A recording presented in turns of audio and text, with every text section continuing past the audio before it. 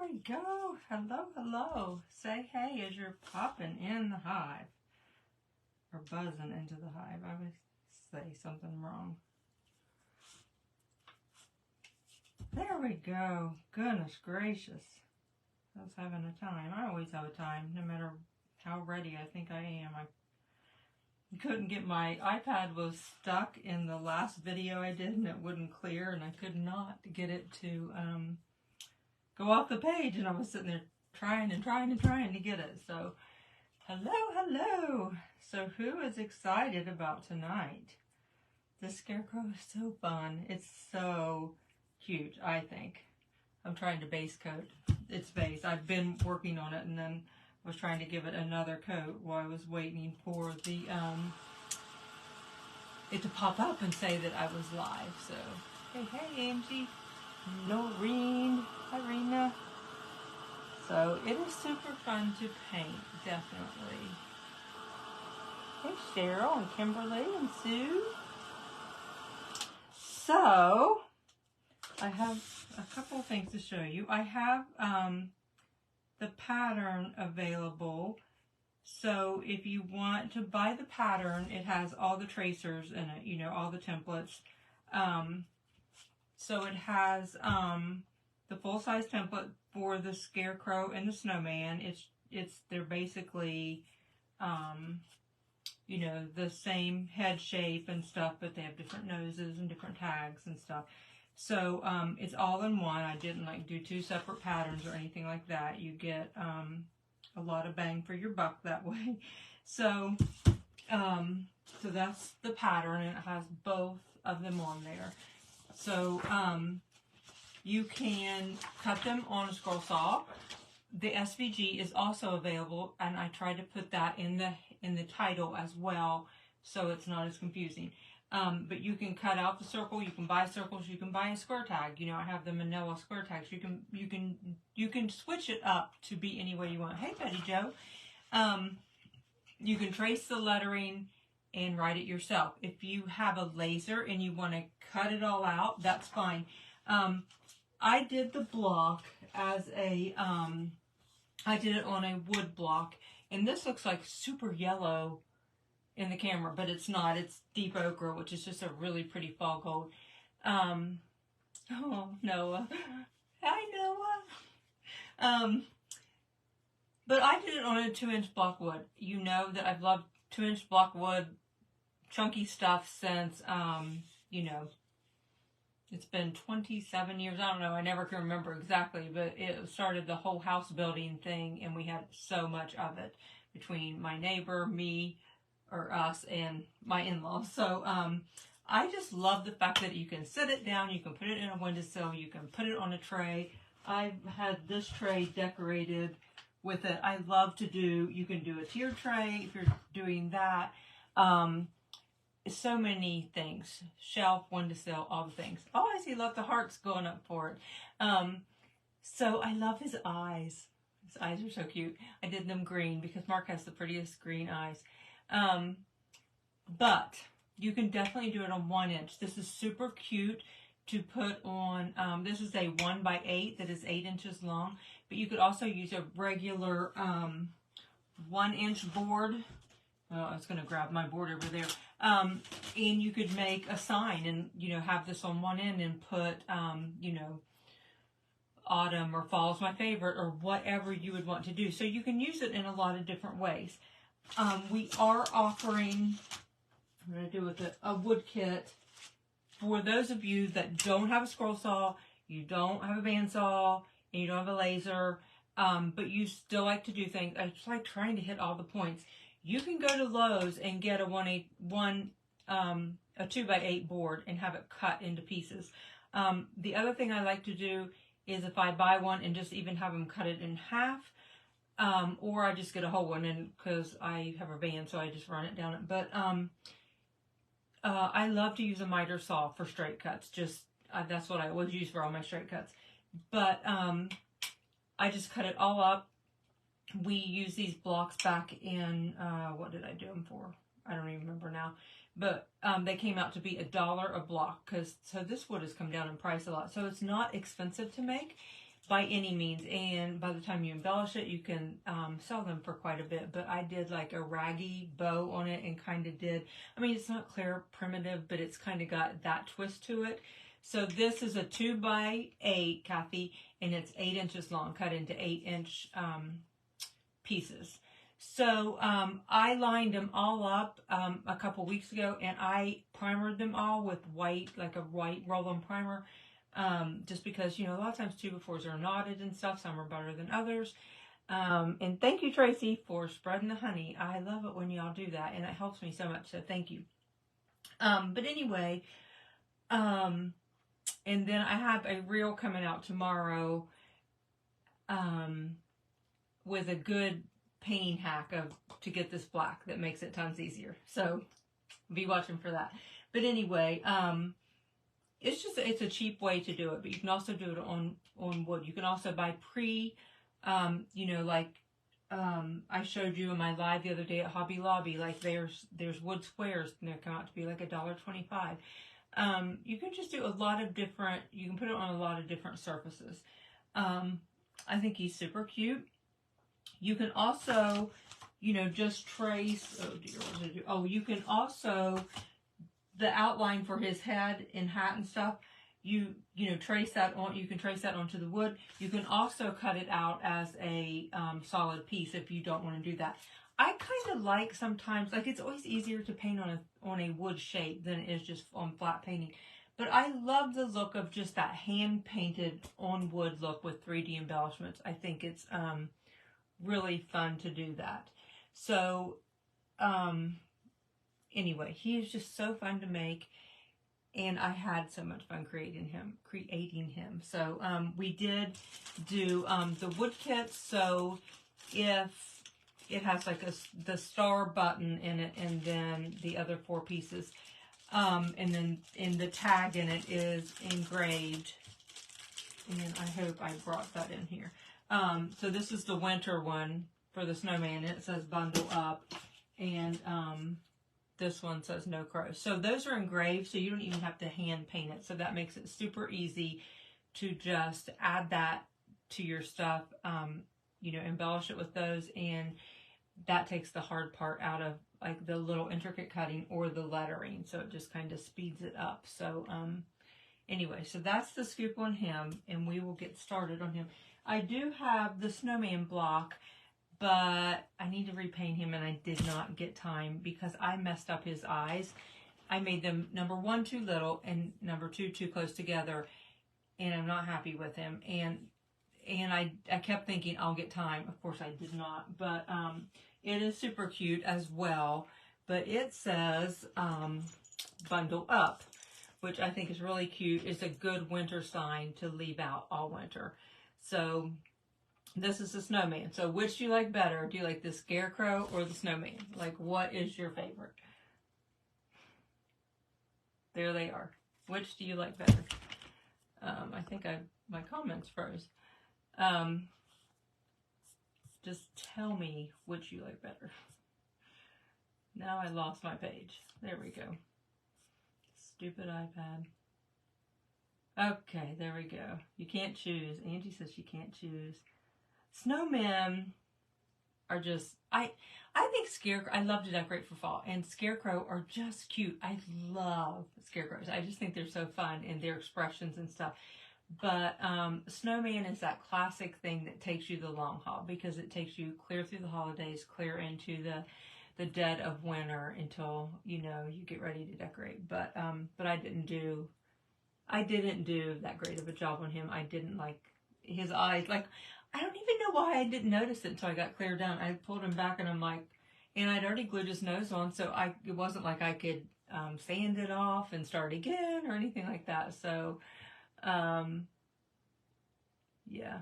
So I would paint more snowmen because that's the type of show I do. I'm like in the holiday show, but for the people that are doing fall shows or just decorating for fall, the Scarecrow is great. But the Scarecrow is so fun and so cute. He's just so cute, even if you're just making him for yourself. So, but anyway, but I wanted, like, I was sort of wait and do this in a couple weeks, and then I told Mark I don't want to do that. Like, we'll paint it in a week or two, but I wanted to go ahead and make the pieces available so you can do it all at once, so you don't have to pay shipping twice and all that. So, you know, it just kind of kills two birds with one stone.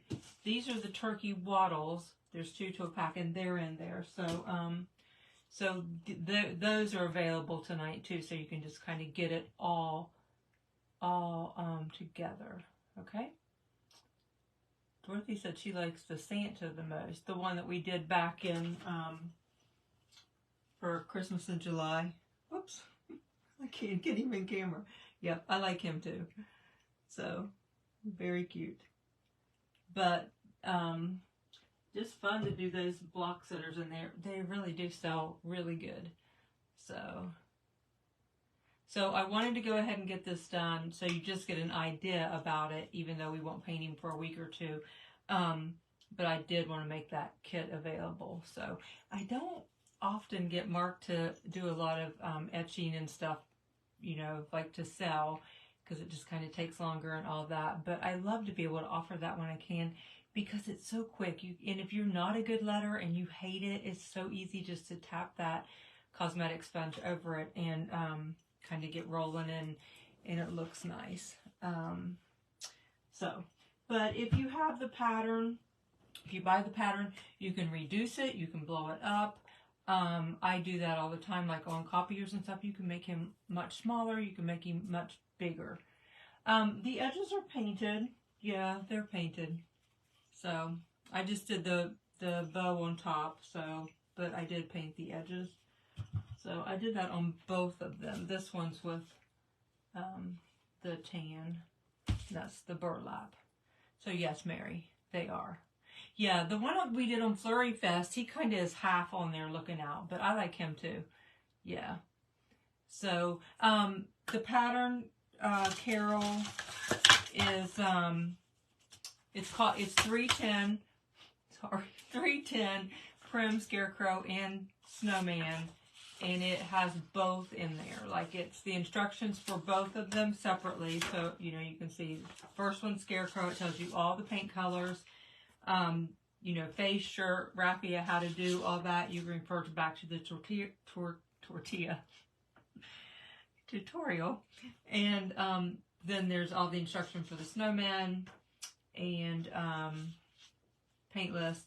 And then specific instructions for him. And then the assembly for both of them when you get down to that part. So that's how it goes. So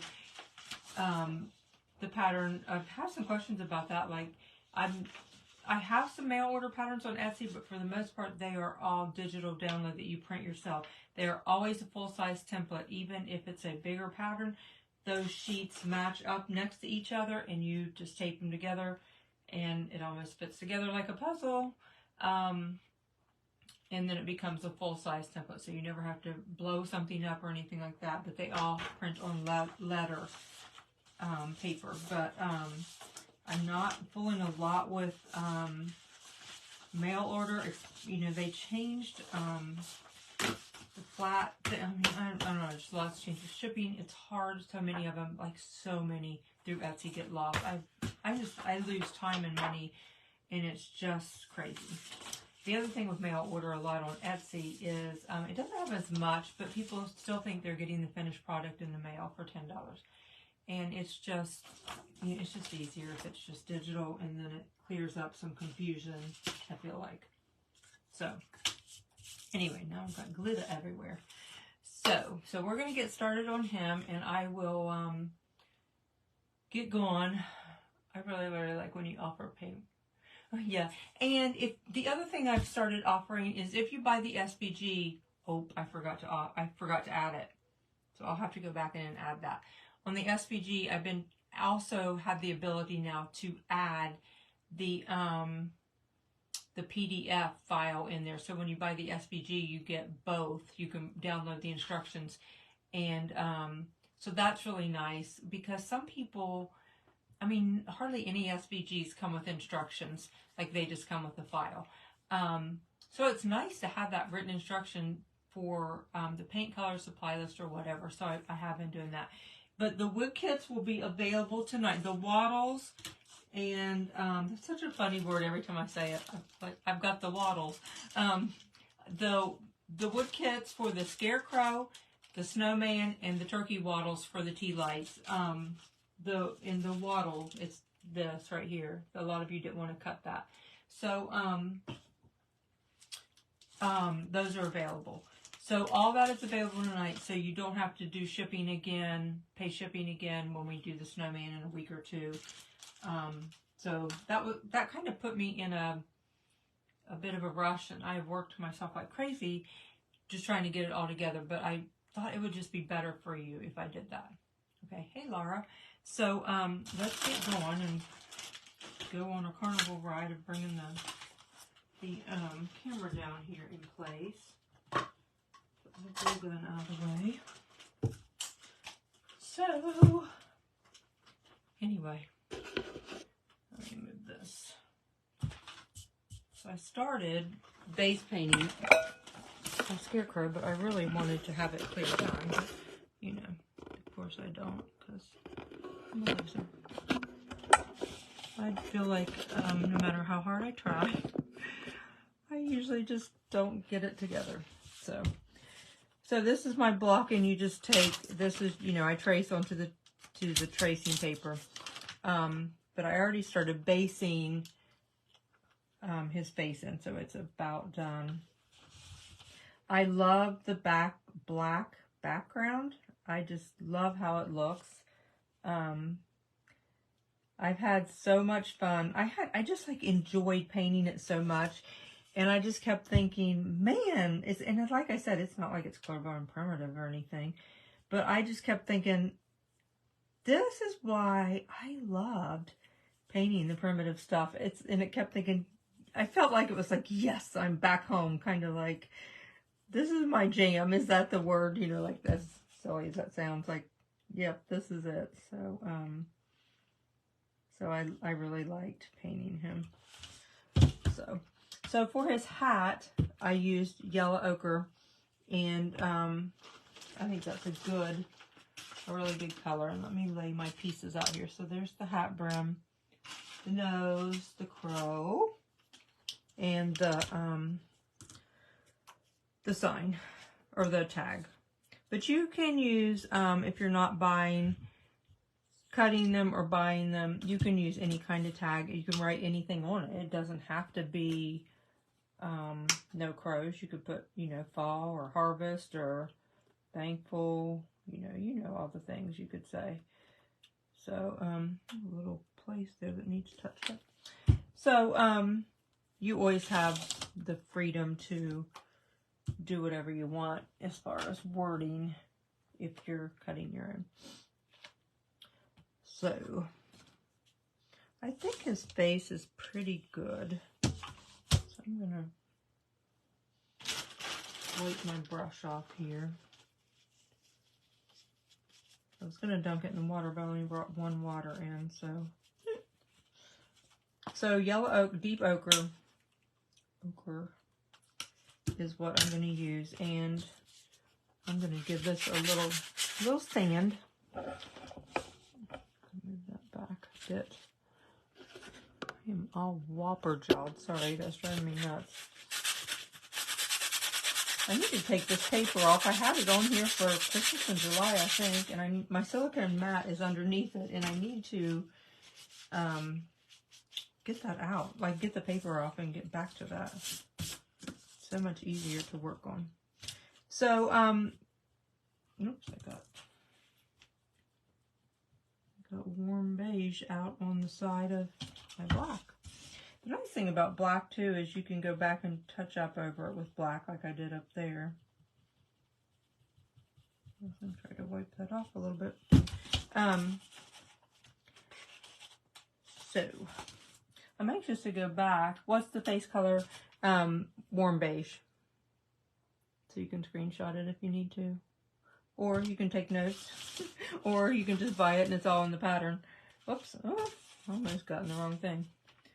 Yeah, but and again, you can switch that up and use, you know, use so many different colors. I've done scarecrow hats in so many different colors. Brown, tan, different shades of brown. I've done the, like a more golden straw. I can't think of the name of it right now. I've done that a lot. Like honey brown, like looking. I've done lots of different colors.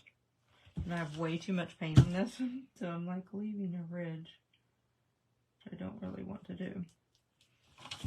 So I'm going to use this sponge over it, get some of that off my paint, or off my, some of that paint off of my hat. So I'm anxious to go back and look and see what you said about if you like the scarecrow or the snowman.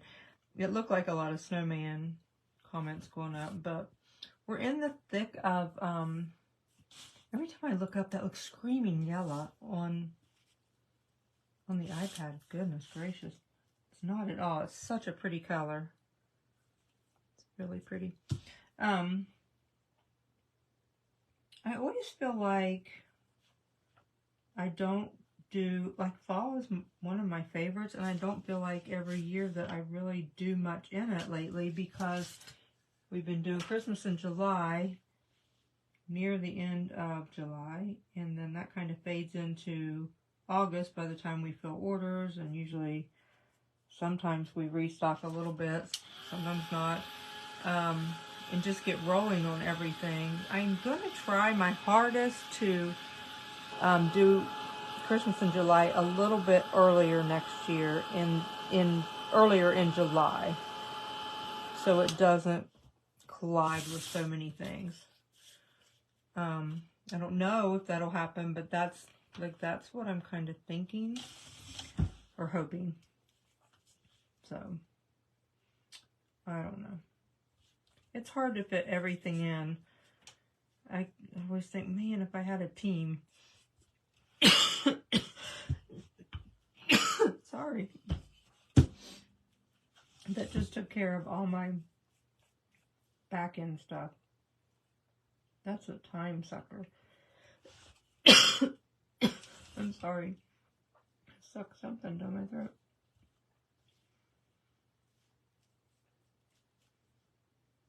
I mean, Mark helps a lot. Like, he's got all these kits for the scarecrow and snowman already bagged. They are ready to go. Like, we'll just start filling orders. We don't have to package and stuff. Everything's ready.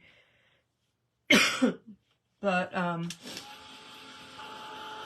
the website stuff and the Facebook stuff and just all the things, it all takes so much time. So much time. Okay, we'll let that set a minute and come back to this. Kind of hurry. I probably should have base painted more. Had more base painted.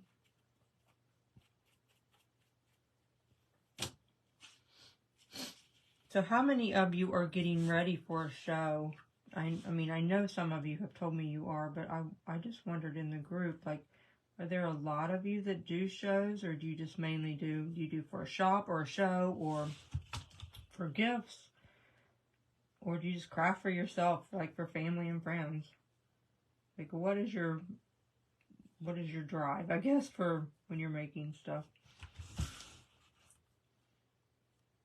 I have a show coming up and have not started on it. Of course, I have some things that we've been painting, like from Christmas in July and stuff, and from some stuff that I have finished from earlier, but for the most part, I'm never ready, so. Angie, you're doing one show. I wondered if you were doing the Mented, Angie. I thought of that the other day. I would love, love, love to do that sometime, but I don't know when I would do it. Carrie just crafts for family. Base color is warm beige. Warm beige. I'm going to run this over the sanding block and drop it. Take the burrs off of it. Boutique. Okay, what is the difference between a boutique and a show? Is it fancier? Is it like more of an upscale or like a really nice shop? I probably should know that, but I seriously don't know. Oh, you have one coming up. Your big one. I hope you do well at it. You've never painted so many. It cut off. I couldn't tell what you said you were painting. Yeah. You know, my sister and I went to after church yesterday, we went to, it's called the Harvest Moon Festival. And it was raining. It was yucky. But anyway, I was telling Mark that when I came home. I said, you know, you walk past a lot of people that are just sitting there. And there weren't a lot of people there, I think, because of the weather. It was a 2-day thing, so the day before it was beautiful. So I'm sure they had a good crowd. But I just couldn't help but when I walked past some of them, like, if you've done shows, you know how much work it is. You know how much, like, I sacrifice sleep. It's stressful. It's stressful. I hate the process of getting in there and getting set up. I am so glad I have friends that, like my sister and then my friends and both my daughter-in-laws come. Like, it makes it so much easier on me. Like, makes me feel more at ease. But when it finally gets set up, I love it. I didn't used to. Like, I used to hide behind the table. My mom did all the talking for me. Like, I literally would hide. I was so timid. But now I like it. I really like it. And it's always worth it. So, anyway. Oh my word, Julie, you do one in your house. How cool is that? That's pretty cool. So, I'm going to put this up here again for anyone that's maybe just joining. So you can get a look at him in case you didn't see him in the beginning. That's what we're making. So, he's cute, cute. All right, now I used, I hope I have it out here. I used Coffee Latte for the shirt part.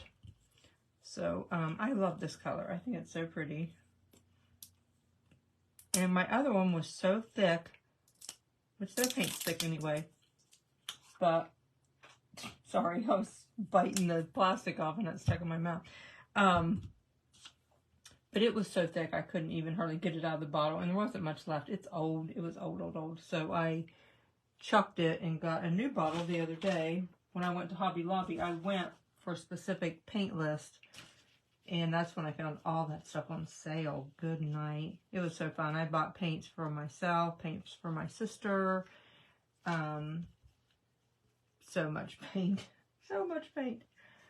So, nothing like a bargain. But I really tried to buy colors that I knew I would use. Like, I tried not to just be like, it's 29 cents or 24 cents. Some of them were 24. Like, I'm just going to buy it. I really, like, put colors together, like a darker version, a lighter version, kind of like stuff like that. And I did the same for my sister. So, man, but like usually I wouldn't buy all those shades of gray, like light, dark, all that. I'd just use a good medium color gray and then just make it darker with black or lighter with white. But when you're buying it for that cheap, you're like, I'll just buy it pre-mixed. Pre-mixed, it's cheaper than adding my white, because my white bottles I paid full price for. They were $4 something. $4.89 or something like that. So that first coat looks so rough. It always does. And that neckline, like, I think that should be pulled up there a little bit. But once we get his scarf on there, you're not going to be able to tell it. So I'm going to talk about the scarf for a minute. See, I, like, when we used the cheesecloth for the mummy, it kind of just spurred me to back, and it propelled me backwards into when I used to use cheesecloth a lot. And I just love it. And I already had it you know, tea dyed and coffee dyed and oven baked and all that. I had some in a bag still.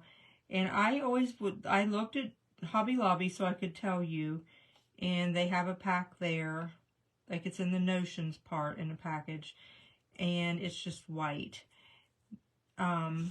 which is fine. If you can use it white, you can tea dye it, coffee dye it, whatever. I used to walnut stain stuff too, walnut powder, but the kind I like the most, that I always buy it, but I wanted to see if Joann or if Hobby Lobby had it, but where I always buy it is Joann's, because you can buy it in the natural color, and I really like it. I'll show it to you. I brought it in here. This is like, it's just more cream like, instead of that stark white. But so I'd use it like I used to, and I don't know if they do anymore because I just haven't paid attention. But Notions, the Notions wall would be 50% off, and I would buy several packs and kind of tea dye, stain, and then bake it all at one time and just keep it all in a baggie. So whenever I wanted to use it, I used it. So that got me to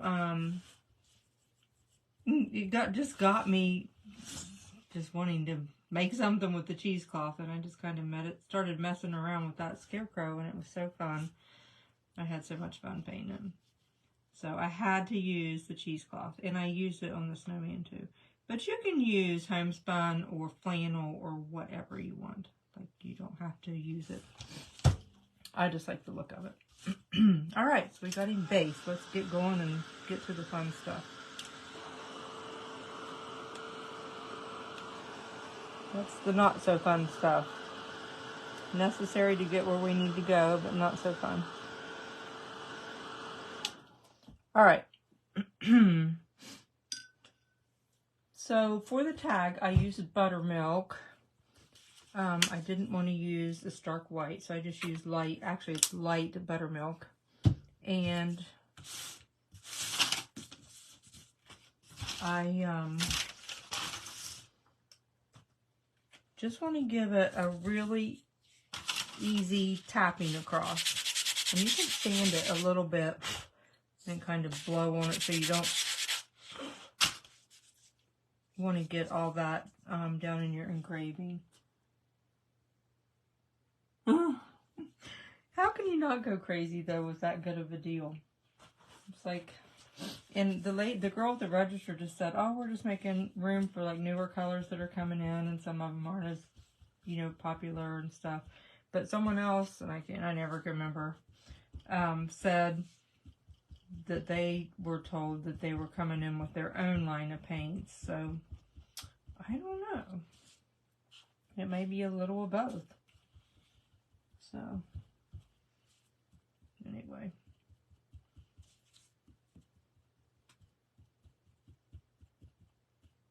So I just tap it real lightly over that wording part. So it's kind of not as covered as much in the middle as it is more as you get out toward the edges. I'll try to do it a little more solid, but it just kind of makes it look primitive. Good night. I should have brought a drink up with me. So you can go heavier on the edges. It looks really neat like that, I think. I might have to drink my paint water. And then kind of tap in.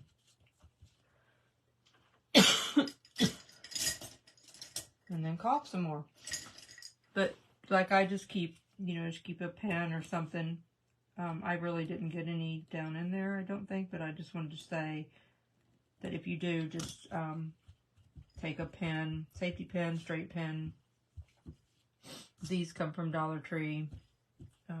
Just etch it back out before it dries. But really, that's all you have to do. And then you give it a little float around the edges and some line work, and that's all you have to do. It makes it super easy. So, oh, Angie, you went to it too. Did you come to Parkersburg, or do you have a different one you go to, Angie? I don't know what other where you are in relationship to some of the other stores. Okay, so we're going to use red spice. You can also use burnt orange, cinnamon stick. There's so many colors that are close to this, but I really love this red spice. I think it's such a good nose color for snowmen. And, grief. And Scarecrow. It's a good color. It's not too orange, but it's not too brown. In my opinion. I like it.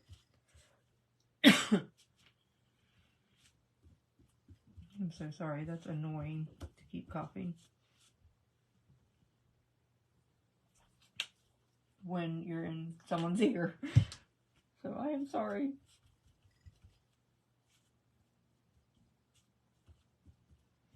Okay. So it's stuck. We'll let that dry. And then we'll go to the crow. So he's just black.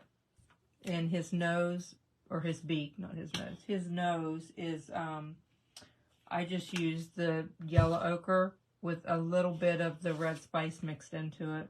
Just because I liked how that looked. And you can lay the crow in with a brush just as easy, or cut a little piece of sponge. You don't have to use a whole one, but since I'm in a hurry, I'm not going to take the time to cut it. You just work it right up to the etched line in that beak. Or if you're cut your own, just draw it on with a pencil. But super simple to do that.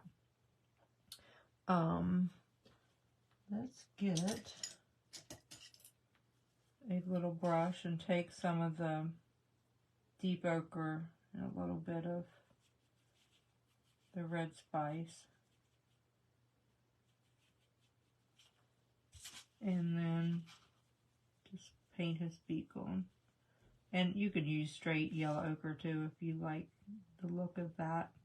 It just changes it a little bit, but I like how it looks. So just pat that on there. And then we'll go and sand that nose. Oh, sorry. Thank you. Thank you. I guess Megan told Mark and he brought me my my glass of water. Thank you. That's awful. Okay, now we're going to go back and coat that nose again and cover that good. All right, so I think we have all of our pieces done, so we can start plaiting the shirt and working on that. So, Vicki, I don't know if Megan is still on here. She can put the link into my Amazon store, or she can put the Linktree link, and that has my Amazon store in it. Okay, Angie, I wasn't sure where you went. I forgot about Zanesville even having one. I need to remember that. So, Diane, they actually did have their own paint line. I wonder what it's like.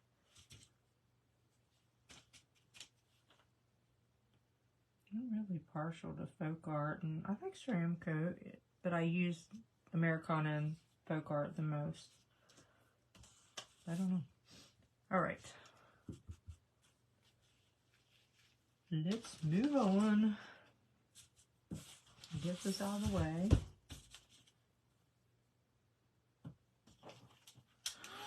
Dry that nose for a minute.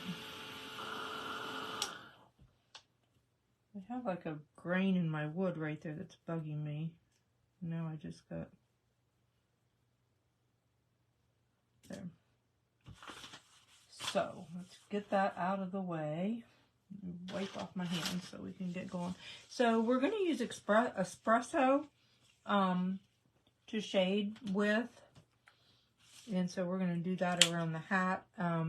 That's espresso. I really like it to, whoops, I really like to drip it all over the table.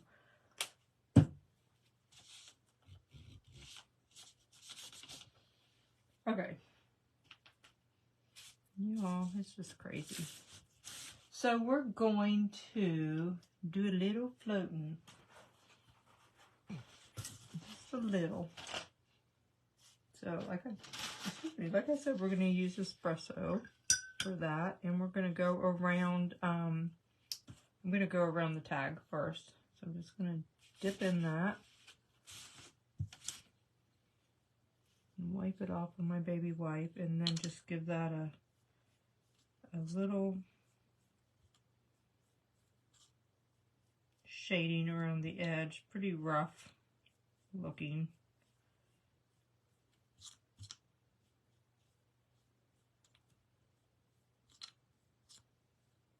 So I just want it to look darker.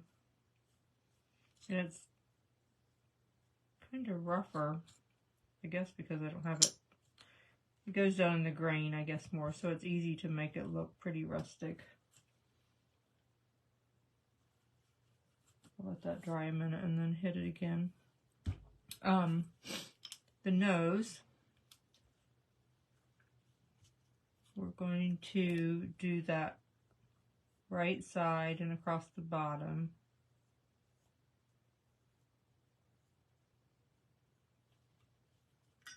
And while that dries a minute, I'm going to go back to this tag. So basically with this tag, after you do the edges, then you just zip along the edges with a or with a liner or a micron pen, and that just finishes it off perfectly.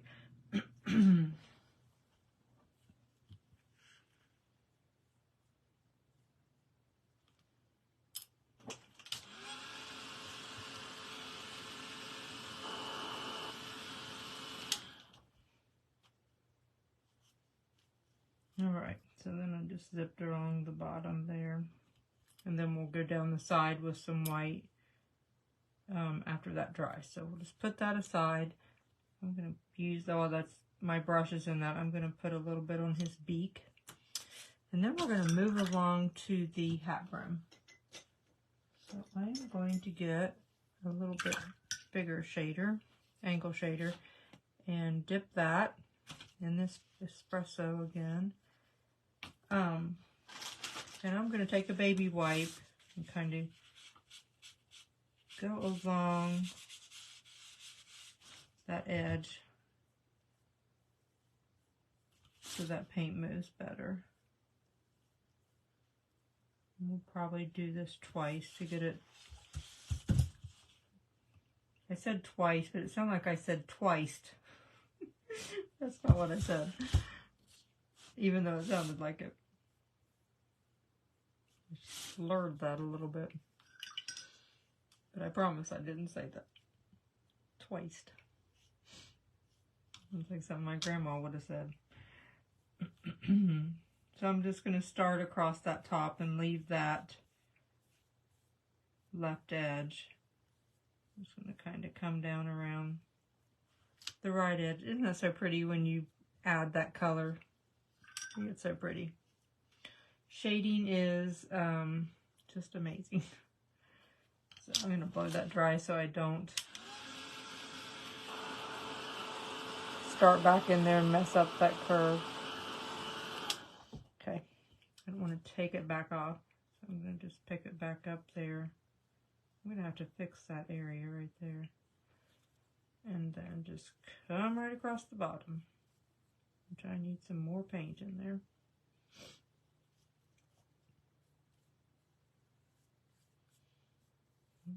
Right. So just keep going over it until I get it to look right. Alright, I have a little gap area right there for some reason. I don't know why. I don't know why. I still do. I don't know what's up with that.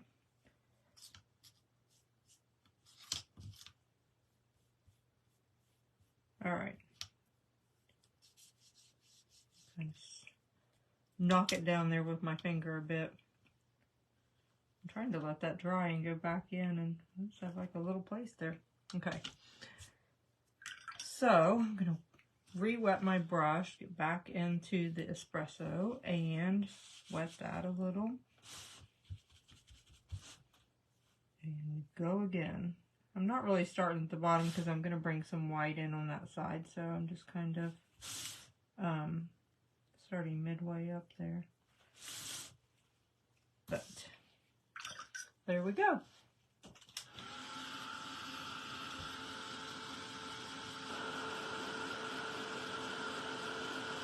Yeah, I love Americana too.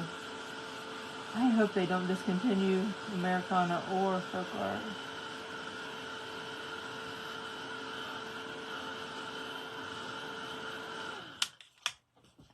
So, anyway.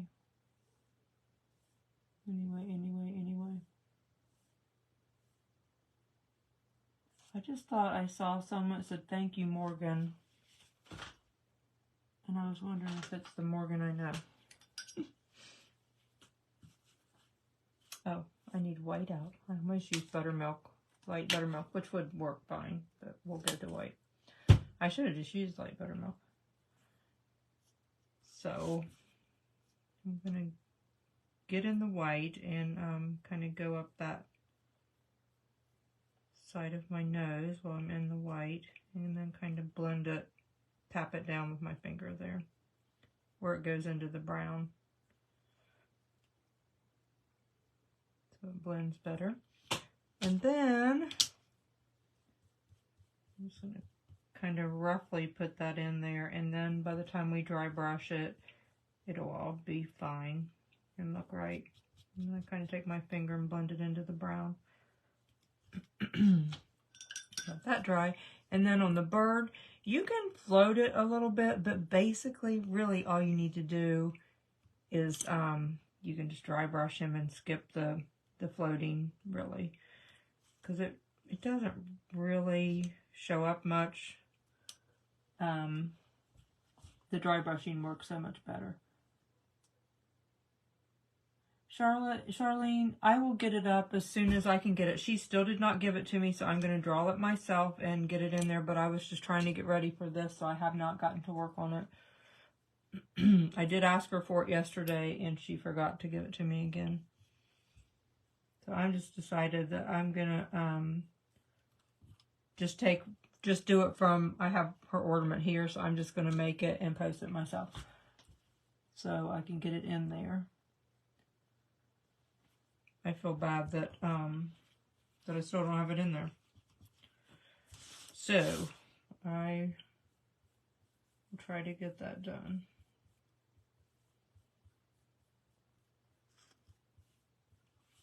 Okay, so that we are going to dry brush in, so I'm not going to mess a lot with it either. So, okay, now let's see. We're going to dry brush the bird. We'll dry brush all these pieces. I keep laying them up. They're kind of out of your view. So we will finish those up with dry brushing. Okay, so we have the hat. We have the hat brim. We need to do around his face. And so then wet that with a damp rag, not rug. And I'm just going to start and go down around, and I'll have to do it twice probably to get the bones. And like this won't show at the bottom because our scarf will cover it, but it's just easier to me to just keep that continuous float going. And then go at it again and give it another swipe. So I'm just going to reload my brush while I'm letting that dry real quick so I don't take it back off. So let's just scoot around there again and get his face going. His eyes are really what make this scarecrow, I think. It makes him really cute.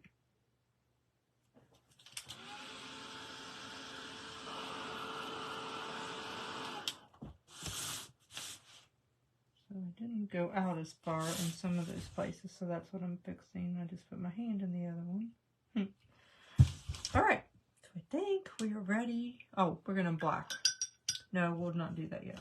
Okay, so I'm gonna do some plaiting, and I'm going to just use a flat brush for that, and I want it to be very scant. I don't want it to be solid lines. I want it to be super scant. So I'm going to load my brush, and then I'm going to come over here, and I'm really just going to scruff it back off and see what I've got. And then if I need to add some more paint, I will. Before I do that, I should have little tape in here, and I don't know what I did with it. Oh, there it is. Let's say it should be in here. You're so bad at plaiting. Oh, plaiting's like so fun. I'm gonna do this just so. Actually, no, I don't need to do it on this one so much because I'm going out on a black background. But on the snowman, I plaited in. He was burgundy, plaited with burlap. And so I love to just run tape real quick, and then I don't have to worry about it. And I feel like I don't have to, I can flow my plaiting better without worrying like I'm getting it out. So I just kind of angled around. No, it doesn't have to be perfect. It's just going to help with like that getting up on his face a little bit. I just like to make, when I'm plaiting, I just kind of like to have I don't like to have to stop and mess up my lines. But like, you don't really have to worry about it out here like I did on the snowman. So you can kind of start in the middle or wherever you want, but I'm going to leave him flat first of all because I'll get him crooked. So just, I try to use a light hand because I'm generally a heavy-handed painter. So I want it to look super scant like that. And just space them as, you know, far apart as you would like. So it doesn't have to be super precise. But I love to plaid. Love it. And I especially love doing hand plaid like this that looks kind of rustic and worn. I like it so much better. I used to really like the taping method. I was like, oh, that's so fun. That's so cool to rip that tape off and reveal it. But now I like this so much. So we could leave it like that, and he could kind of look like a jailbird, like jail stripes. So let's see.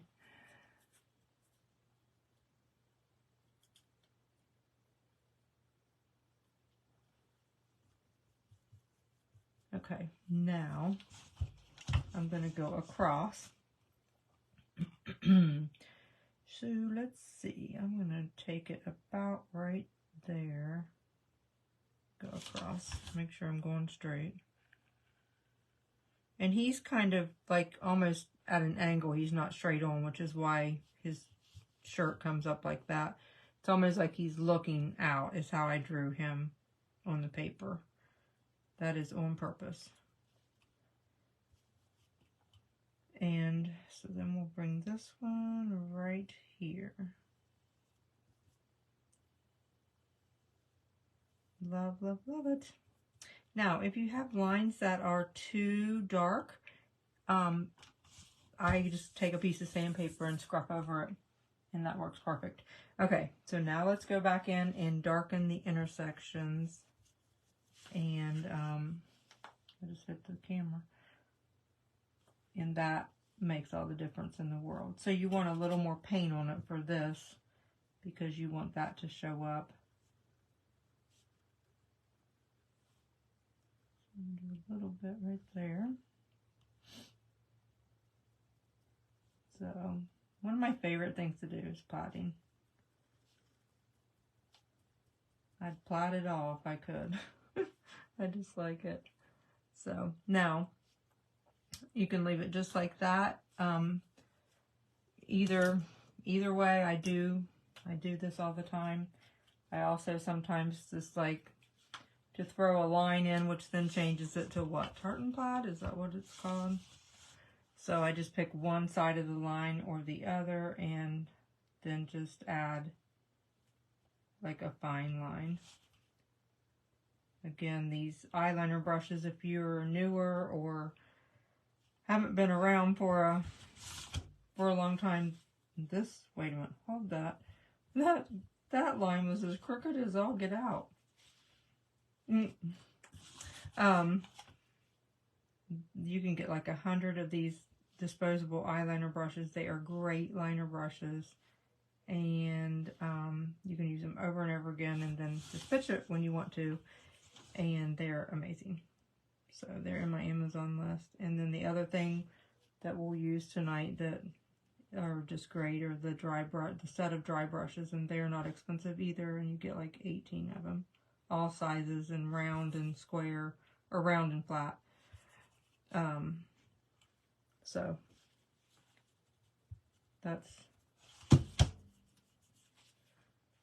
those are two good things. Okay, so there is our plaid. So you can run one right along the bottom too. There it is. Love it. Love plaid. Okay, so we can rip this off, and it doesn't have to be perfect there, which it looks fine, but like I said, that scarf will cover it up. Now we're going to go in and do, I think it's our final floating, and I'm going to use a little black along that shirt, just the edges of that shirt, and that'll kind of pull that all together and bring it home. And we'll be done with this shirt. And there's no need to do the neckline because, again, I feel like I keep repeating myself, that won't show. So there's no sense to fuss with it. So when that dries, it'll be all complete.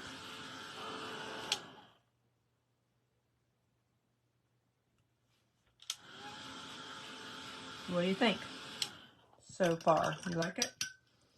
You like the plaiding? Oh, Tracy, brown and black hearts. I didn't even know you could put brown and black hearts. I see hearts. Otherwise, it's fun to look up and see hearts going up. So, thank you, Rena. All right, so let's do the hat.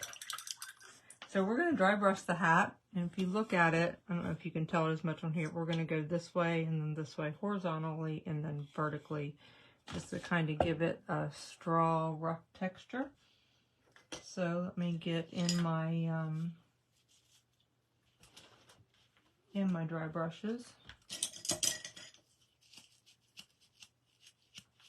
I should have way more in here than this. I'm trying to decide how big to go. I don't really need it that big, but sorry, I'm trying to put my hands on the one I wanted to use and I can't seem to find it. I've got a bunch of rounds, but I could use this bigger one. Or I can use that. I don't know. I'll use this one. It's a little bit big. Oh, here it is. Here it is. So I'm going to get in the espresso, get a dry paper towel so I don't get it wet. I don't want wet bristles. And we're just going to go to work on his hat. So I'm just going to pull it down the hat and make kind of like some scant lines down it. I don't know if you can see that. And then I'll do the same thing on the hat brim. I'm just going to pull down. And when you're pulling down the hat brim, you can let those bristles catch that edge as you come down over it, and it'll just darken the edge and it looks nice. I love to get a shading effect by letting it drag on that edge. So then you have the lines there. If you need to add more over here, you can. And now I'm just going to go the opposite way. and just kind of make it look, it doesn't really look cross-hatchy. It's kind of like how we do denim, but it shows up better on the navy, but it still gives it a nice, you know, I think of it as like a straw hat. Thank you, Susan. So then the hat brim's the same way. I need some more paint. So I'm just going to kind of go across it that way. And then we'll throw some white in there and shade it some. But that makes the hat look different. Pretty cool. All right, now let's get I'm going to use a round this time. I'm just going to make sure that's good and dry. And I'm going to get in white and do the same concept. We're going to dry brush down that left side and kind of get a good white value in there. I'm just really just swooping it. And I'm going to take this from this corner and kind of go like that and bring it down. And then you can also just kind of put some here and there across it. Just don't be afraid. Just don't overthink it. Just kind of go across it in some spots. And then same thing on the hat brim.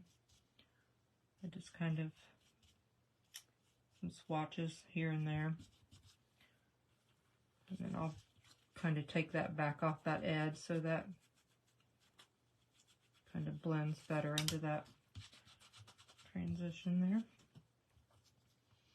All right, and that's his hat. And then when it gets spattered and lined, it looks really pretty. Thank you, Kimberly. So now you just kind of look at it and see if you want to add something else anywhere. But that's pretty good.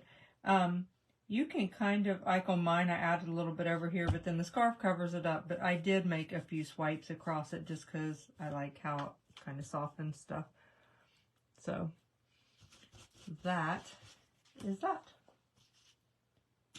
Now we're going to do some cheeks on this guy. I don't think I need the tape anymore.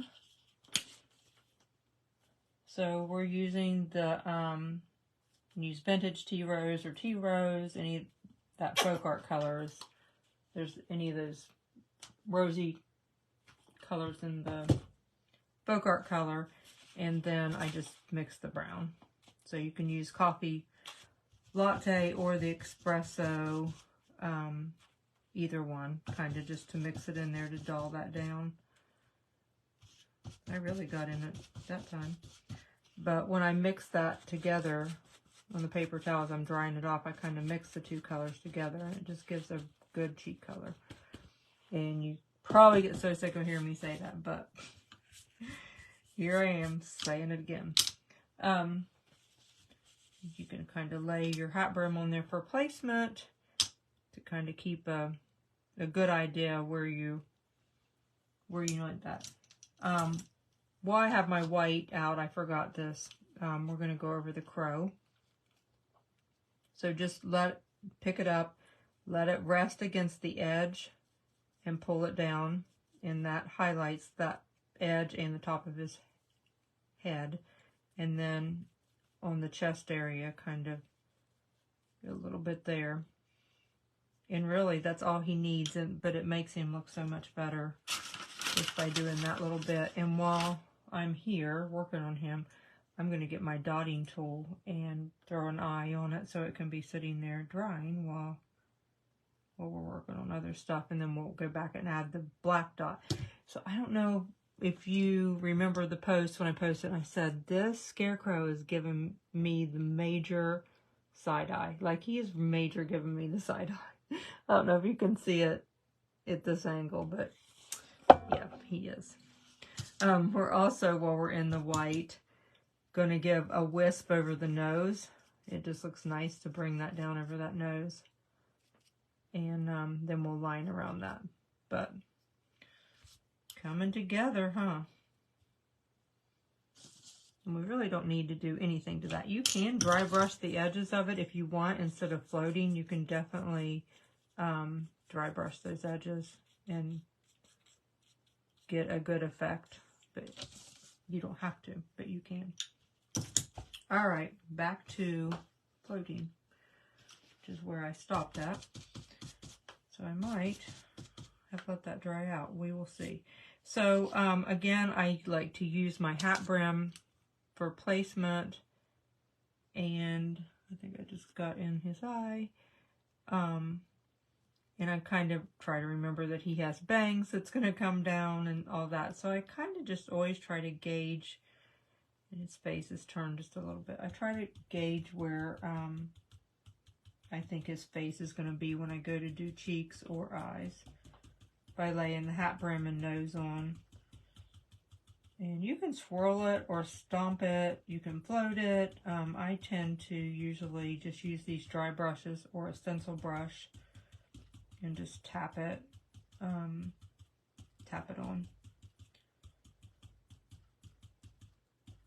So, but it brightens him up a little bit. And it's just better to start light and then just keep going darker if you can. So, anyway. So he is definitely coming together. So you can draw his eyes on. You know what I just thought? And I literally went over everything twice so I would have everything right. And I just happened to think I didn't put his eyes on that pattern because I just drew them in on my tracing paper. But I probably ought to go back and add the eyes. Forgot all about that. But I just drew almost like a teardrop shape is all it is. It's just basically a rounded triangle, or triangle with rounded edges, I guess is what you call it. Let me show you. So that's how I did its eyes. So if you are more comfortable tracing them on or just painting them, whatever you want to do. If you do want to trace them on, you can, you know, just throw some graphite paper underneath it and do that. I don't even know if I brought graphite paper up here. I took it out downstairs. So, but if you do want to trace it on, you can also pencil it on the back and trace them on that way. Make your own graphite. Or you can just freehand it with a pencil and then just paint it on. So I kind of want to leave room for a scarf, leave room for his mouth, and leave room, like I'm trying to get the proper, like I kind of try to look at it to make sure I'm getting it right. So I just used, like I said, it's kind of like a triangle, but I kind of rounded the corners. Kind of like a piece of candy corn. That is the best way to describe it, probably.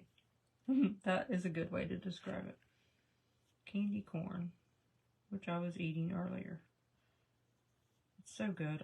I love it with peanuts and M&Ms, of course. You know, have to get the M&Ms in there. But that's all. So all you're doing is just drawing a piece of candy corn. Okay? And that is his eyes. And then we just fill them in black. So you can do that with that little liner. Or you can use a little bit of bigger brush if you have one. But I'm just going to use the liner, and I'll probably have to tilt it a bit just so I don't hit the camera. You could also use a paint marker if you would want to add it that way, if you're more comfortable to do that. But just kind of outline it and fill it in. It's pretty quick to do.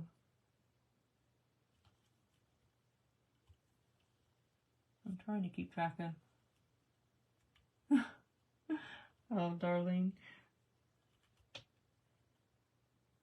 You're in Texas, right, Darlene? I'll probably have it wrong, but I was thinking you're Texas. Oops.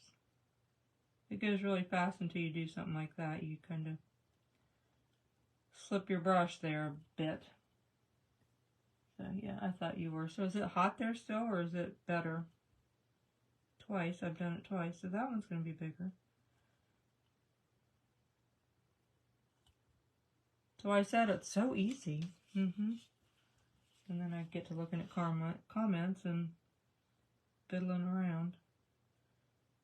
Sometimes they grow because you have to fix something. But it's definitely easy to use a paint pen and throw it in. But my other one, they aren't exactly identical shaped. I just kind of put them in there. They're never going to be perfect. Okay.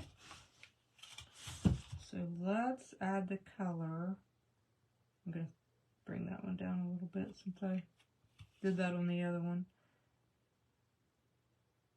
Make it a little bit fatter so they don't look totally wonky.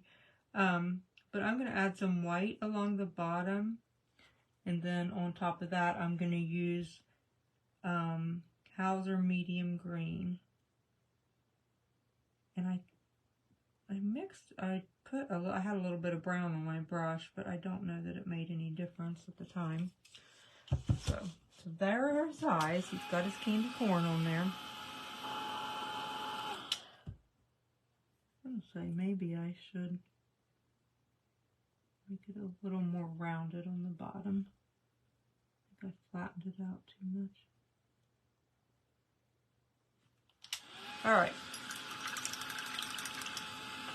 So let's get our, I'm trying to rinse my little brush out. So we're going to use the Hauser medium green. You don't have to use green. You can make him blue-eyed or brown-eyed or whatever eyed. But I'm going to use the green. So I'm just going to put like a little crescent shape of white. I guess you call it crescent shape. Let me throw this stuff off so I don't have to worry about it. So I'm just literally coming along that bottom, and you're just going to follow the curve of that bottom and then come up a little bit. And I, say all the time, like, I am not a good eye person, and I always used to make dots, and so I've had fun, like, actually doing more of an eye, but I know I'm not, like, great at it, but I like doing it. I like the different look that it ends up giving them. So, of course, when I was doing his eyes, I'm like, I don't know. And then I really liked it. I liked how it turned out. So again, this doesn't have to be perfect. Like, you can see a little bit of the rim, black rim there, and it's totally fine. So that's all I did there. I'm gonna dry it.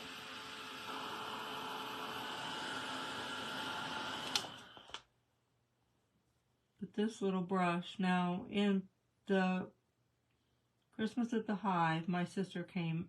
We had her guest paint last week. What is today? What's today? Monday? Last week. And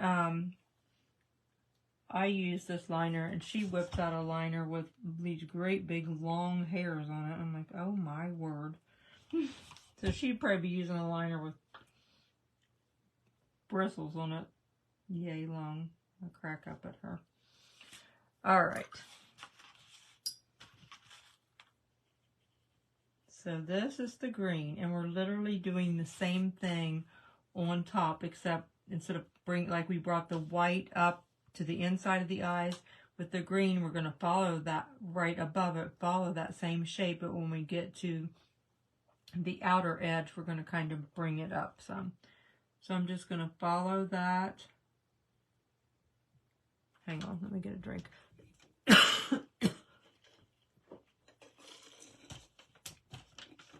Okay, sorry. Here we go again. So I'm just following that same white line across there. But when I get over here, I'm kind of coming up further on that edge. I don't know why I did that, but that's what I did. But I just liked how it looked, so. But I need to go back in and coat it again and make it smoother.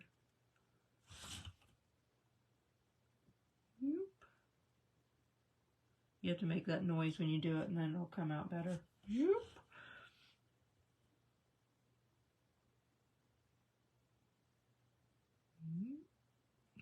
I don't know why I do that. Whoop. Okay.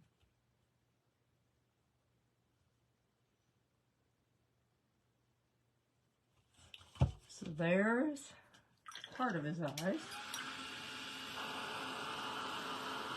So now I'm going to take that little dotting tool and make a dot, but before I do that, so I don't get my finger in, I'm going to come back in with that little liner, pull it out real twisted as I come out to make a fine point.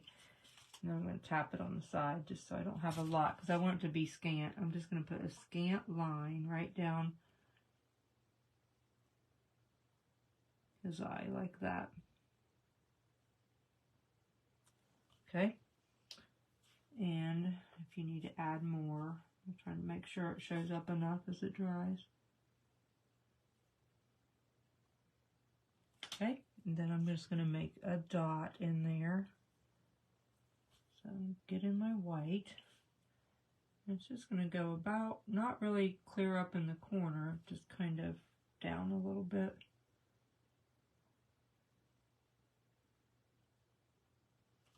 And there's his eyes.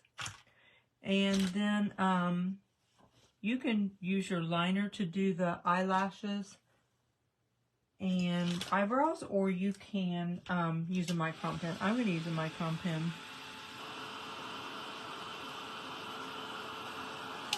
Set those eyes so I don't do it. So I'm just going to add kind of a kind of like a line over his eyes, and then down here I'm just going to kind of put a mark and a mark, and just kind of,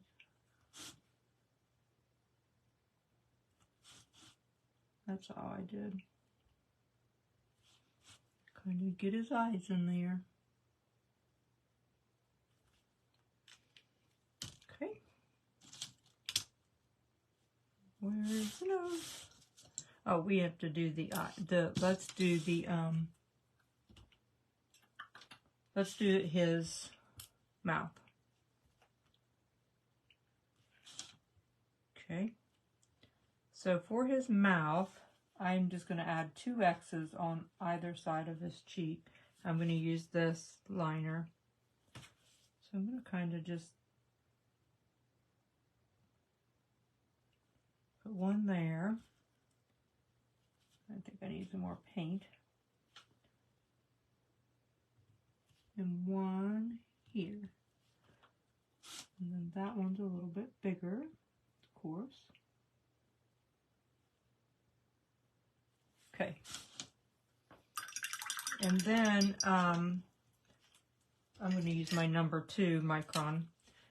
And then I'm just going to come in and make kind of like some dashes to form his mouth. And I want to make sure I come up enough where my scarf is going to cover him up. So I'm going to make one in the middle just so I can kind of get my curve going right and try to come up like in the middle of that X. And you can come back and make some of them bigger after you get it in there right. And then same on this side.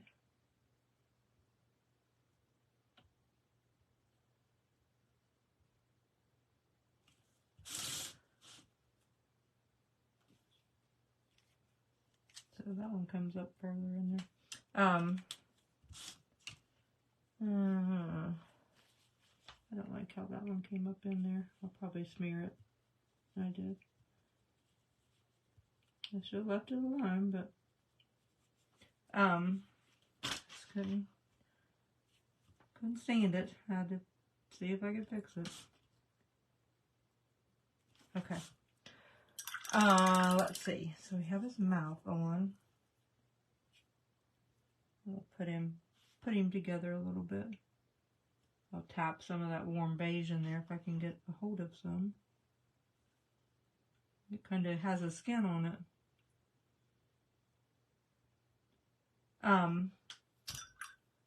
Of course, once his hair gets on, that makes a big difference. So I'm going to kind of dot each cheek there.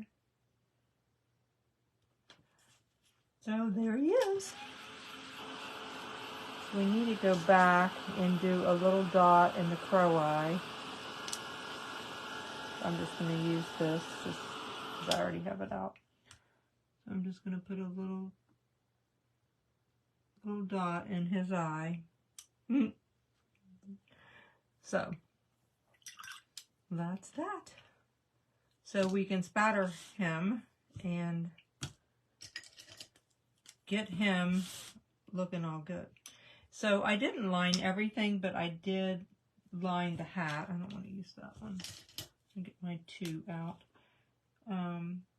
Same thing as always, just kind of some quick squiggles and lines. I don't want to get those cheeks, that dot in the cheeks still wet.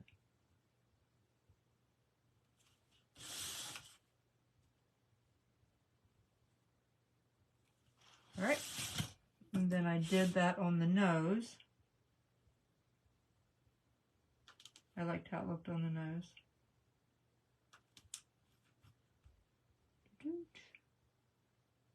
Okay, and then I did it on the hat brim and around the edges of the tag.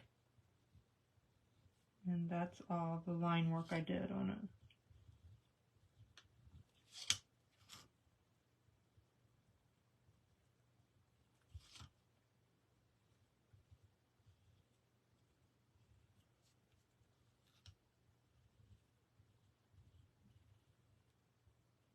Okay. Cute, cute, cute.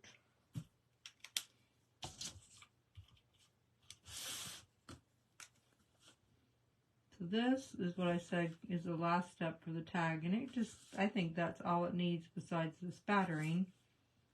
And it just looks really, ends up just, it's not like a lot of color or anything, but it's really all it needs just to kind of give it a nice little primitive look. So I shouldn't have messed with his mouth when I tried to wipe that off because I just smeared it. Shouldn't have done that. And then I tried to fix it, and once we spatter it, you'll never know. I promise. Doesn't he look funny without hair? He looks naked. He looks naked. So, and I know that you've seen me do raffia before. We've done it on several things. I hesitate to take the time to do it because we're already so late. I should have probably done this in 2 nights. I probably should have done that, but I did not. But I take the hat brim off and kind of make sure you know where it's going to go. Put your glue across there. But before I do that, I'm going to cut some raffia. I'll try to do it quickly. I wanted to show you how to do this scarf, not unless I just come back on. I feel like I'm always racing against the clock. Everything I do, I feel like I'm racing against the clock.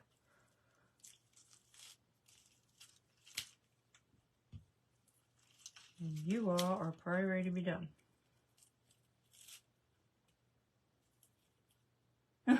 See that bird's,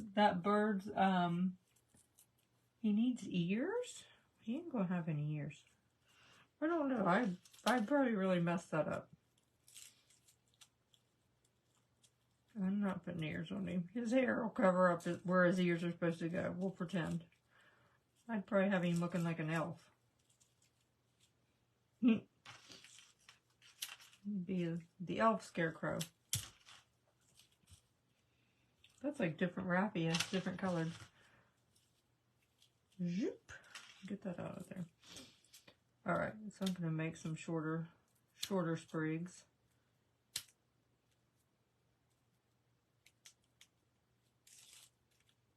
I know it's going long. If you need to go, you can watch the finish on the replay. But I hate not to show this part because I want to show you how to do the scarf, how I did that, because I liked how it looked.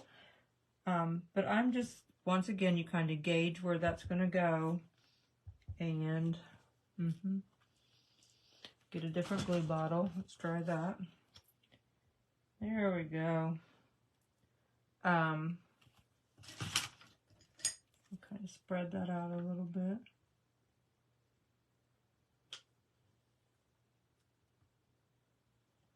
So then I'm just going to kind of put my pieces, put the ends in there. You can trim it up and give him a haircut later if you need to do that. I just kind of try to lay them in there, longer pieces, shorter pieces. And you can also put some glue on your tray and dip ends too, if you're having trouble with some, you can do that. But I kind of try to make it some poke or some swing out. Goodness, I'm having such a hard time with words. So like those weren't up in there good. Just stick them, and then you can kind of move them around. He looks funny. Let's see. Then we're going to put some shorter pieces for the bangs.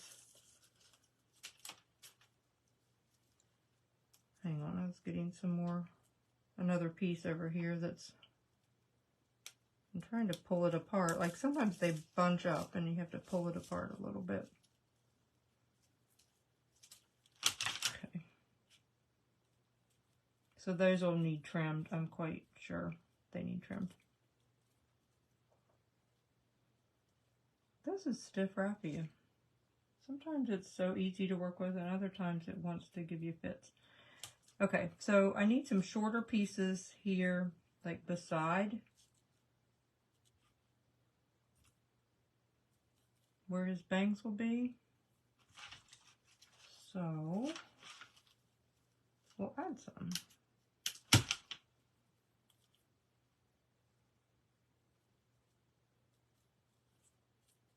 Just keep working them in there, and like I said, you'll trim up some of those pieces after you get him done. You just kind of have to just kind of keep sticking them in there and kind of judging it. That one I don't have it far enough. And then you'll put glue on the hat brim and it'll go down over it, and that helps too. It all holds in there. In the end, it all holds. Let's see, I just kind of put some bang pieces, and they always have to be trimmed. I just keep sticking them in there. But that's what really makes him cute, kind of his hair and how you... Sorry, keep trying not to get right in front of the camera. Kind of how you stagger them, I guess is a good word for it.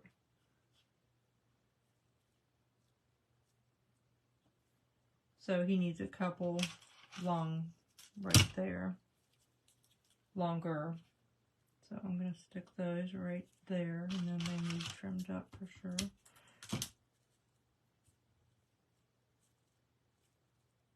I was going to say, so this is your chance, this is my chance to cut hair. I'll get him all in there, but honestly, if Rachel's watching, she's my hairdresser, she's probably going, you won't leave your hair alone, you cut it all the time.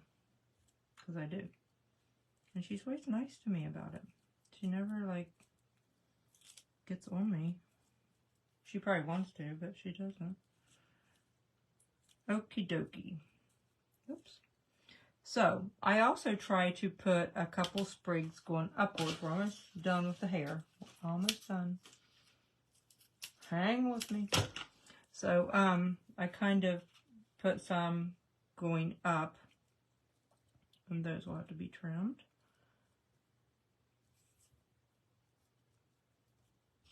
Yeah, I should have went and got some different pieces. This is really, doesn't want to lay very flat. So I'm going to stick some more in there and put 2 there. So there's that. Sometimes I go back and, like, if I feel like it's kind of sparse, like the glue is sparse, I'll kind of spread some over. But it will squish out when you put your hat brim on if you have a bunch of glue. But I just try to clean it up because I want enough to hold everything. And I just laid it right in the glue. Because I'm a genius like that. But look how cute when you get all of his hair on there. Isn't it cute? So you can kind of pull it down as you press it. Kind of pull it around. You can move it a bit, and you can kind of pull some down if you need to. If you have some leeway to do that, you can definitely pull it down. So, but his hair makes him. But if you have, these aren't expensive clamps. They're just kind of those cheapy ones. But, like I try to put some clamps on it for a few minutes. But we'll go ahead and work on the scarf and stuff. But I just clamp those, and it kind of, that glue sets up pretty quick. So it grabs a hold of it, and you can kind of push it down and make sure you don't have any big glue things seeping out. So see, we haven't even made the rag bow yet, so I think I'll probably will have to do it in 2 nights, and I didn't want to do that. I wanted to be able to just let you get it all done, but we haven't done, yeah, we're already at 1 hour and 40 minutes, so I guess I can let it dry good, and then come back and do the rag bow, and the scarf. I hate to do that though. And I can't do it tomorrow night. So it'd have to be Wednesday night, and really that's probably not a good night either. Shoot. But I know it's getting so long. Thank you, Beth. Yeah, I just make him. Yeah. I don't know why, but I thought his eyes were so cute. And I'm, like, normally not all about my eyes, but I thought they were really cute. So I'm going to glue his nose on while we're sitting here waiting. And just kind of press it a bit. And then the crow, of course, just glues in place. Kind of spread that on. I want it to have enough to stick, but I don't want it to bleed out. So, but that glue is really good about just, you really can push it. And I use clamps a lot, but that glue is pretty good about, it grabs pretty good. So, and then I take my hands also, which my fingers look awful, but I'll fray pieces. Like I'll grab after the hat brim's on, and you can get a hold of stuff and fray it. And this is just really odd, like it's not very flat. So then I'll come back in and cut pieces, just to make it look how it's supposed to look. And you can still kind of move those if you pull on them good enough. But I try to make some shorter and some longer so it looks right, because you don't want them all, you don't want it to look all wackadoodle like all the same sizes. I kind of try to graduate his there around his face. Like that one looks like it could be pulled down a little bit if you can grab a hold of it. So you just kind of play with it until you get it to looking right.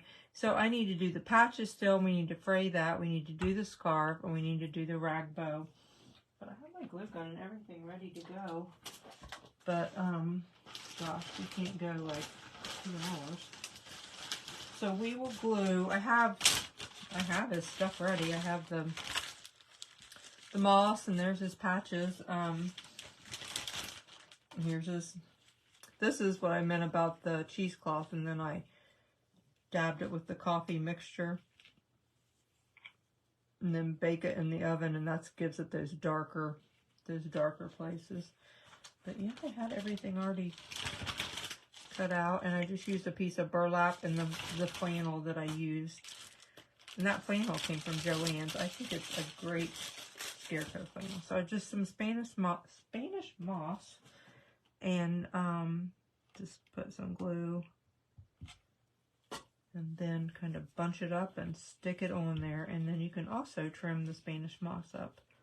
I kind of scrunch it, like squish it around, and then yeah, like I look like I might have a little bit too much there, so I just give it a haircut too. Just get on a roll and haircut like crazy. But this will at least give you the idea of how the scarecrow looks.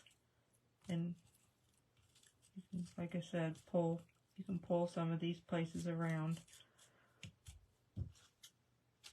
So I'll take the clamps off and then I'll reclamp it, just so you can see. And then we'll just finish it Wednesday night. I'm sorry. You can go ahead and order. I don't think Megan's still on here. So, yeah, Tracy, you're right. I've got a spatter. I need to make a list. I'll make a list on my table. Spatter, patches, scarf, and rag bow. So we still have a lot to do. Y'all, I should have known that. Why did I not know that? I'm sorry. I know I kept you a long time. So, let me unclamp these. I've got a mess on my table. My goodness. Let me unclamp it a bit, and then I'll clamp it back. But this will give you a little bit of an idea of what he looks like anyway. I got paint on him. So, I'm going to kind of pulling those out. That's what I said. Now that I can see it, good. I kind of want to pull that down and pull that one a little bit longer. Okay. So let me bring the camera up, and then I'll show you what he looks like. I'm so sorry. Gosh. So sorry. I don't have a clock in front of me. I need to get a clock in here. But anyway, that's where we're at so far. So, there's his little face. So we will finish up the spattering, the patches, the scarf, and the rag bow Wednesday night at 8 o'clock. So I'm so sorry. So sorry. So, but I don't think, I mean, we've gone so long. Megan's probably in bed. So I will go make the links active. I can do it. Actually, I can pull it up and do it. But the pattern is on there. Hang on, let me dive off the table there. The pattern is on the website, the SVG and the scroll saw version, and you can use the tracer on it to trace the body on. You can cut out your own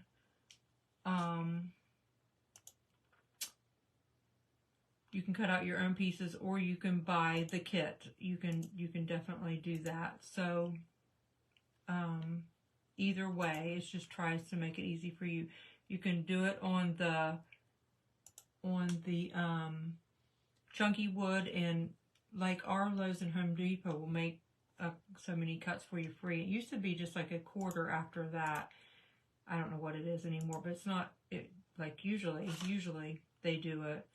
And that's really helpful. So anyway, But I think Megan put everything on the home page, like all the collection on the home page. So it has everything in there.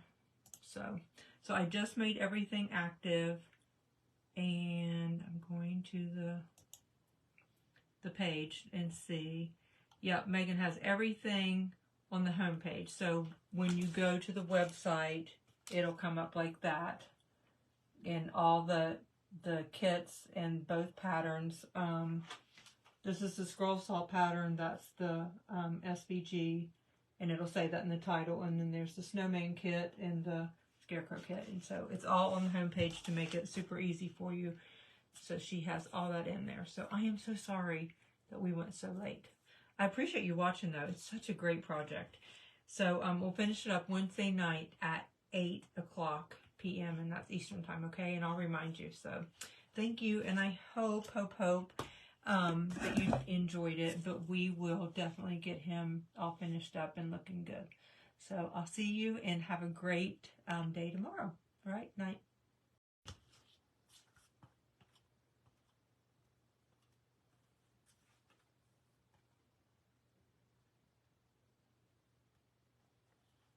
Hello. Are you all ready to finish our Scarecrow tonight? I am ready to get him completed. Kind of to the fun stuff. We've got all the painting done, and now it's just accessorizing, which really can make something look really good, spectacular.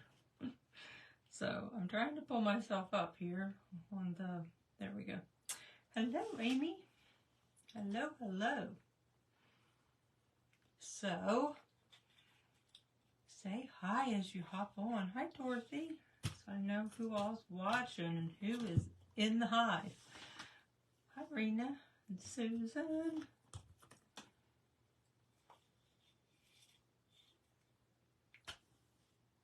Oh, good, Beth. No big projects tonight.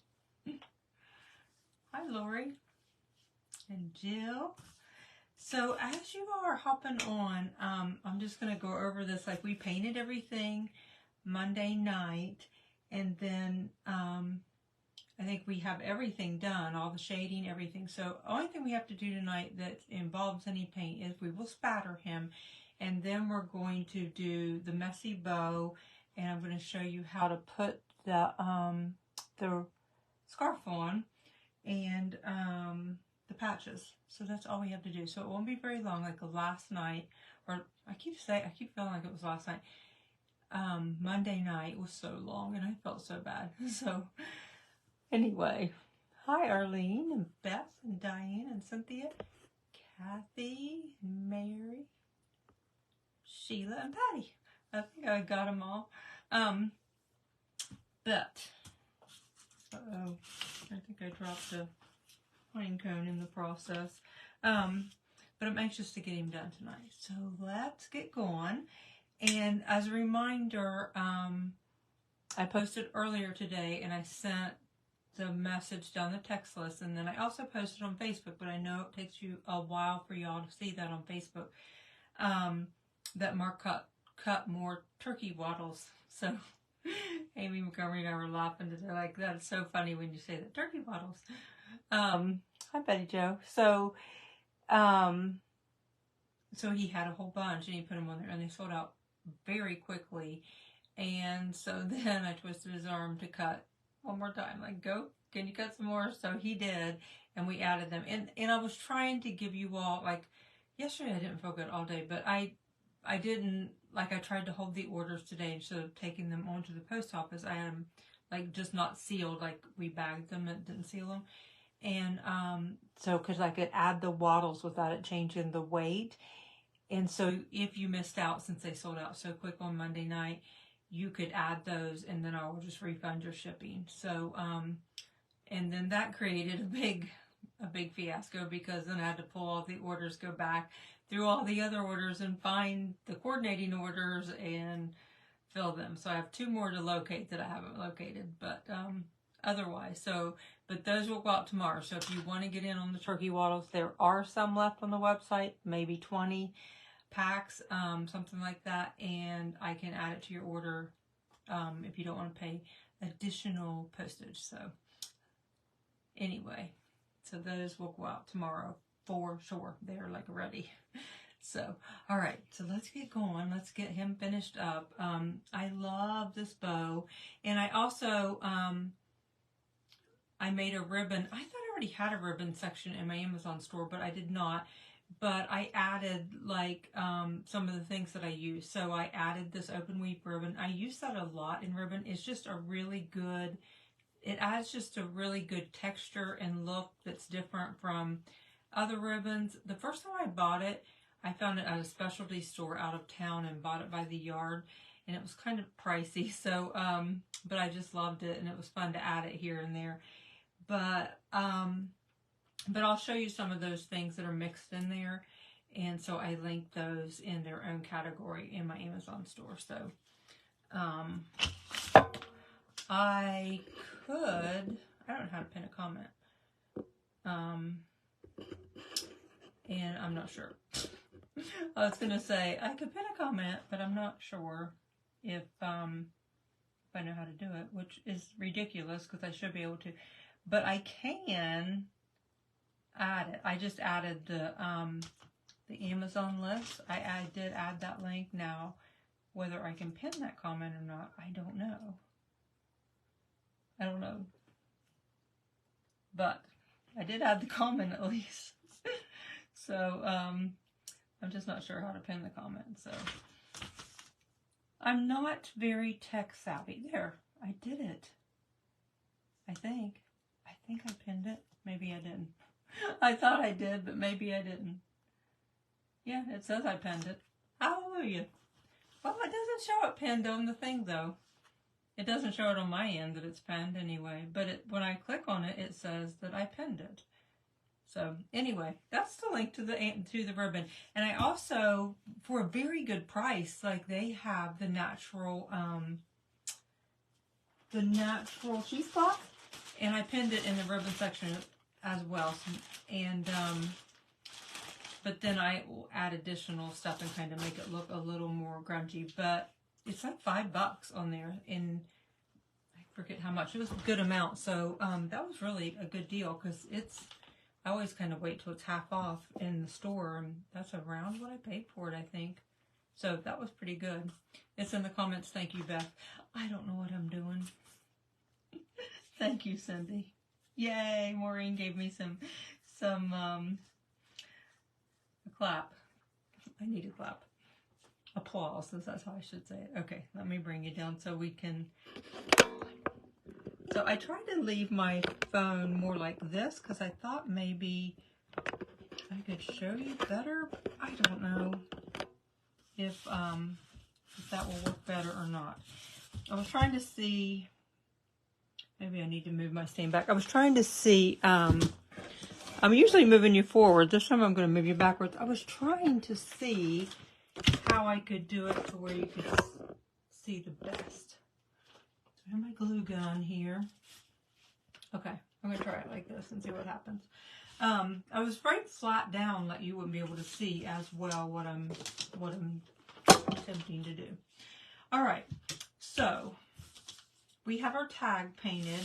I said the only thing we need to do is spatter, but I forgot to stain the back of my tag, but that's easy peasy. Let's do that. I love having the tags etched because it just means you don't have to do any lettering. And I love that. I mean, I letter all the time and paint it and stuff, but it just feels like you get to skip a step, which is nice. So, anyway, I'm not tech savvy either. Like, Shiloh and Megan are very tech savvy, and my boys are too. And Mark is pretty. He's pretty good at it. I'm like lost half the time. Like Shiloh has made, I don't know if Megan has or not, but I know Shiloh has made like a ton of like she's a teacher and she does like teachers to teach, or I don't know, some kind of a thing. And she'll make all these neat music things because she's a music teacher. Like, I'm like, I didn't know I could do that. Like, it's all digital stuff. It's pretty cool. So I'm like, I can't do that. I wish I could, but I can't. I don't know how. Okay. Geez, I don't even have any water in here. I was thinking, well, I don't have to paint tonight, so we don't have to worry about it. And then I forgot about spattering until I started and didn't even realize I didn't have water. And you kind of need it to get a good spatter, but we'll do our best. We'll see what we can do. If I can get it to spatter enough. I can't believe, oh, I've got water. Save the day. Save the day. Okay, so let's kind of test it out. So, spattering just makes it look really pretty. Although, I think I need, my drops are kind of fine and I want some bigger splatter drops. There we go. There we go. So just, of course it's not going to show up on the black, but it shows up very nice on the lighter colors. So, we'll do that and then we'll chuck that one. And get another one for white. I definitely needed some water, huh? But thankfully I have my mystery bottle for when I used to use that a lot for floating or shading, but now I mostly just use a baby wipe. Okay, so let's do this and then we can get on with it. So the white looks good on the background, the dark background, and it also looks good on the hat. It shows up on the hat and the shirt really well. So, there's a little wonky one right there. So I always have a baby wipe handy, so if I get any really stray or goofy looking places, I can wipe it off quickly. You can do the sides as well. I plaited my sides, which I did not show you that, but I can do a side if you want. I did mine in the coffee latte. That's all I did. So I can do that real quick. I forgot that too. Gosh, I forgot a lot of things. I actually took my brushes downstairs and washed them, believe it or not. This one isn't a great one to do that with, but we are going to wing it and use it anyway if I can't locate another one real quick. Here's one. This will work. Okay, so this is just a flat brush. And you don't have to plait the sides, but that's what I did. I plaited the top, the sides, the bottom. But I like how it looked. I thought that looked really pretty. But I just kind of get in it, wipe it off, because as usual, I want it to be pretty scant. And I'm just going to try to gauge going down through there. It's a weird looking, almost looks like it had white in it. And I wasn't super straight on any of them, but in the end, I think I'm getting it in the white. I don't know what I'm doing. In the end, you really don't notice it. So that's how I did, just the same way we did the shirt. Just plaid the sides the same way. And you can flip it up and do the back side, or you can pull it from the other end if you need to. And then just, went across it. Same thing, but it looks really pretty when it's done. It kind of adds a little bit. So you can do that. And then darken your intersections. And it's pretty quick. You just zip around it. But it really does give it a nice little edge. I think we've done ribbon. You can paint them. I mean, over all our projects, we've done lots of different things, but that's just the plaiting of the side. All right. So that is, promise, that's all the painting, all the painting we're going to do. So let's set this aside. I'm going to put a damp baby wipe over those so they don't all get dried out and crusty. All right. So I smeared that. For our scarf, I'm using hot glue and the cheesecloth. So with the cheesecloth, I think it's about 16 inches long, 15, 16 inches long. And you don't, like, this is a whole piece. So when you buy, like the one I marked in Amazon, like when you buy that big pack, it goes a long way. I usually buy a couple packs at a time if I know I'm going to do a lot of projects, and I kind of darken it, tea dye it, all that, what else, up at once. I never get the white. I always get the natural, and then kind of go from there. And it varies. Some of it isn't as dark as others, but I blot it with like a coffee mixture or something like that, and then I lay it on baking sheets with foil and put it in just a warm oven and let it, like I turn it on, heat it up, and then just turn it off. And just make sure you turn it off because I've forgotten that before. So that's what makes kind of those darker places, and like how it'll lay or bake. I'm not sure why that is. But basically then you're going to have a piece about yay wide when you cut it in half. We can use this in the ribbon, or you can set it aside and use it, like I used it on the snowman too, because I just really like how it looks. So, and a lot of the same ribbon in the same messy, raggy bow, whatever, messy bow. You can get cheesecloth at Walmart. It's white, yeah. And you can tea stain any of it easily. I just always like to start with I just always buy the natural, in case, like sometimes in your folds and stuff, it will not, like it won't take it or something. So I just always start with natural just because, you know, it ends up looking different. You can get it at Walmart. You can get it at Hobby Lobby. I forget how much it was at Hobby Lobby. I think I told you all the other night. It was $5 something at Hobby Lobby. And it was white. But Joann's is where I would always get the natural. But I was surprised at the price on Amazon. I thought that was pretty nifty. So, but I have always liked to use it. So I'm just going back a little in time and getting to use cheesecloth again, which that stinking mummy started it all. Okay, so I'm going to kind of take it, and if you can see what I'm doing, I'm going to turn, like, fold that edge in. That's basically how I do my hat prims when I'm putting a cuff around my hat.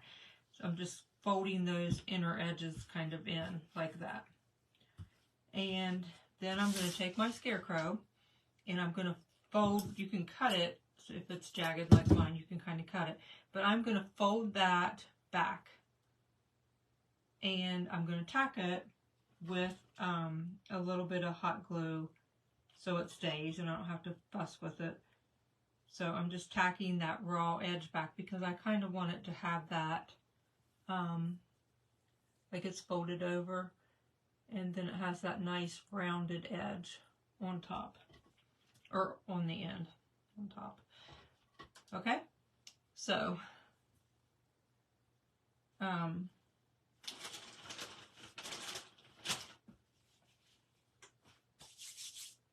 then I'm going to kind of scrunch that. I kind of scrunch it a little bit, and I'm going to start right here and kind of scrunch it a little bit,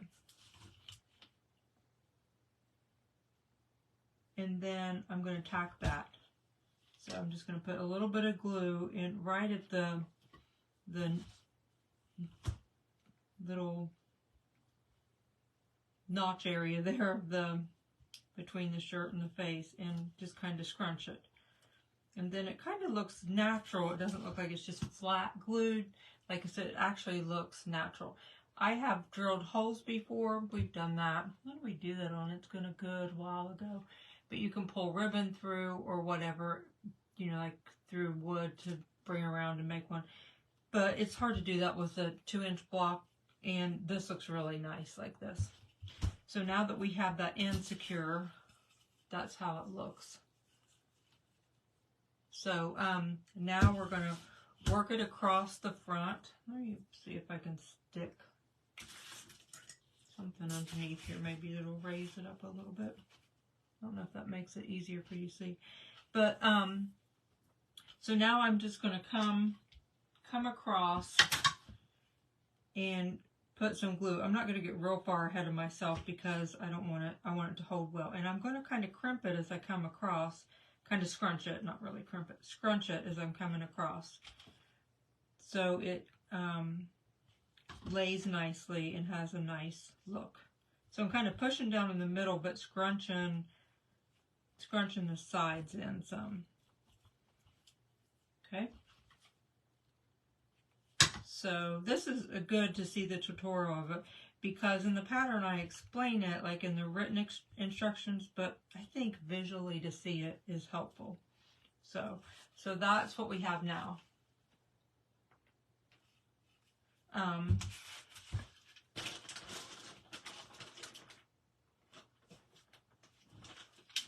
dropped my pine cone. So now that we're at this part, now you're just going to bring this tail down, and you're going to crimp this all up, and you're going to bring it up and just lay it right on top of that, right on top of where you ended. And I'm just going to put some glue there and then scrunch that into it. So now we have, that's where I glued that end, right on top of that. And so now we have this nice loop. So I'm going to kind of secure that, make sure, secure it some underneath.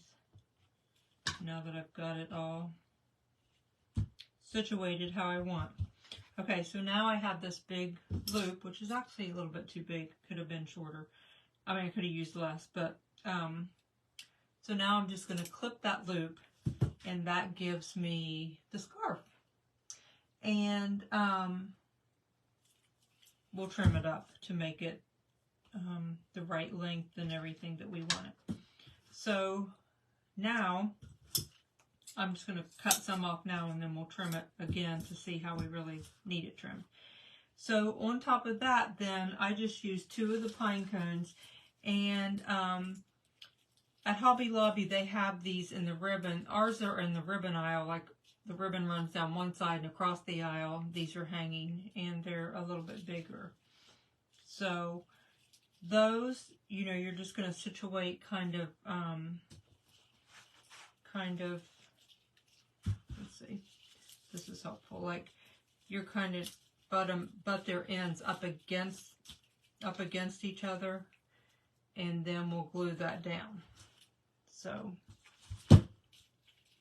and that makes it, just kind of gives it a nice finished look, I think. So, and you don't want your glue to show any, and we will cover that up. We'll get it all fixed. So there's his pine cones, looking better already, huh? So now I took a piece of jute. Let me see. I just used natural jute, and I just tied a bow, just a simple bow. Nothing fancy. I'm burning up. Whoops, that's got like a yellow spot in it. I have no idea why.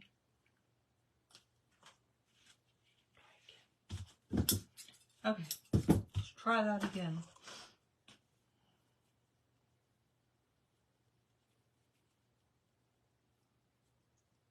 Alright, so I just tied it a little bow.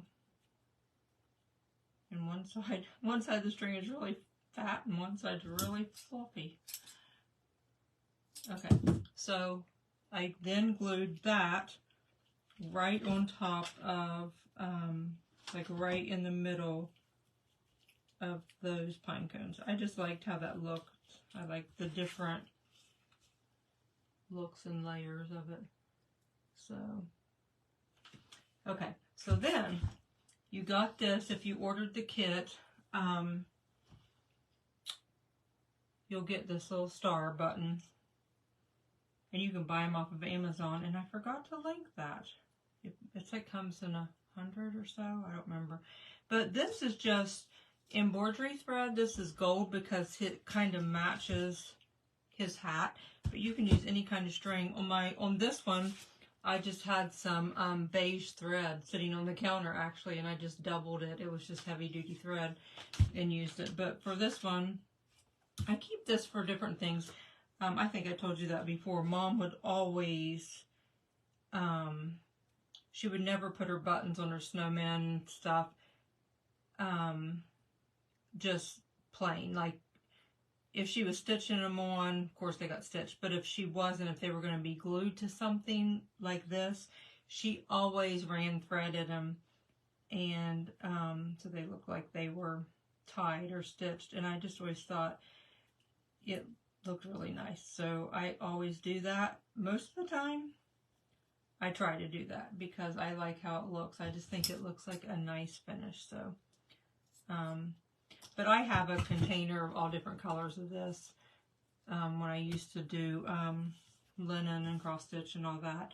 And then I did buy this the other day. I have a bunch, but I saw this and I knew it matched, so it's like 50 cents. But that's what it looks like after you tie it. So then I just simply am going to glue that on top of that middle knot in that bow. And I just thought it looked really, really cute. Hang on, I got there. There's something underneath there. So then I thought the star finished him off really, really nice. So that's how it looks. So, I don't know. I don't know if the yellow thread looks better or the beige. I almost think maybe the beige does. You see the different, oops. It's so hard when the camera's backwards. Hang on. Let me put one up. I still can't show it. I don't know if you probably, I can't hold it up there correctly, right? So you can see the different ones. But anyway, that's how I did the scarf. And I just really liked it. I thought it looked neat. And then you can just trim it to the length that you want. So when it sits on the table, I kind of liked it to, like on in my tray, I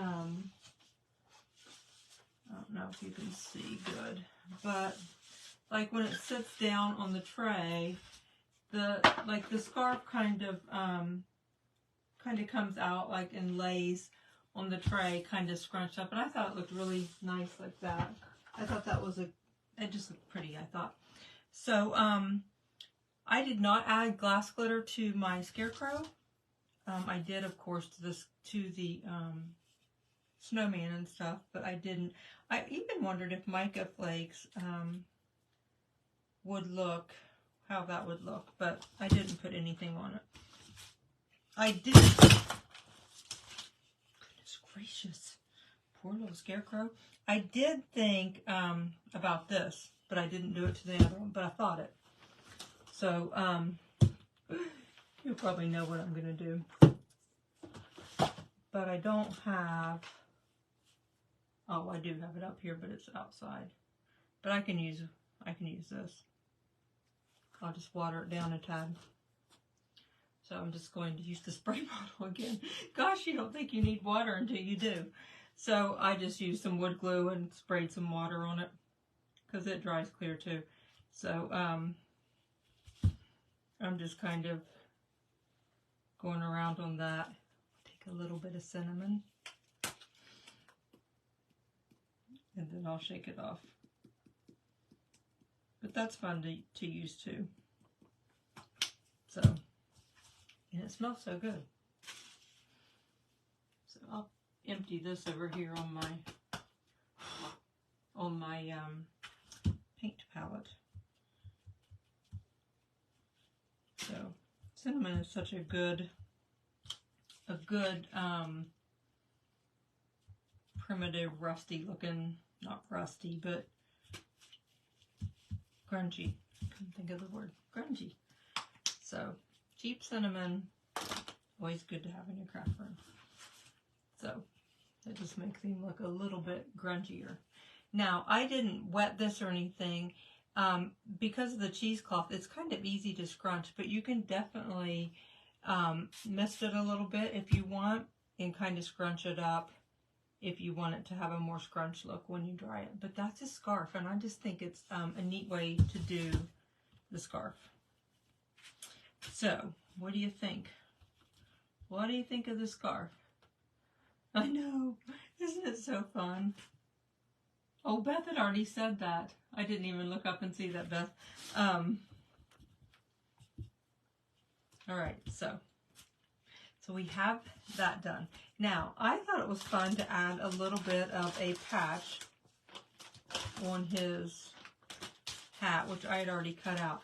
This flannel is from Joann's, and I think it's such a good scarecrow flannel. It's just black and lighter brown and darker brown. But I used it up in the bow, and then I used it for the patch. And I just cut a square and kind of layered them. And then you can buy burlap by the yard, and you can just buy a little sliver off of it. Or I have a bunch of these little burlap bags, and so I just cut some out of that. But it doesn't have to be burlap. It can be just another, it can also be like, I have burlap ribbon that I use for bows, so you could cut a piece out of your burlap ribbon, so you just kind of get creative with that. But the fun thing about the burlap too is you can pull out some of those strings, and then it kind of gives it a really good frayed edge that looks kind of neat. So, and then with the flannel, of course, if you pick at it a little bit, you can fray the edges a bit too, but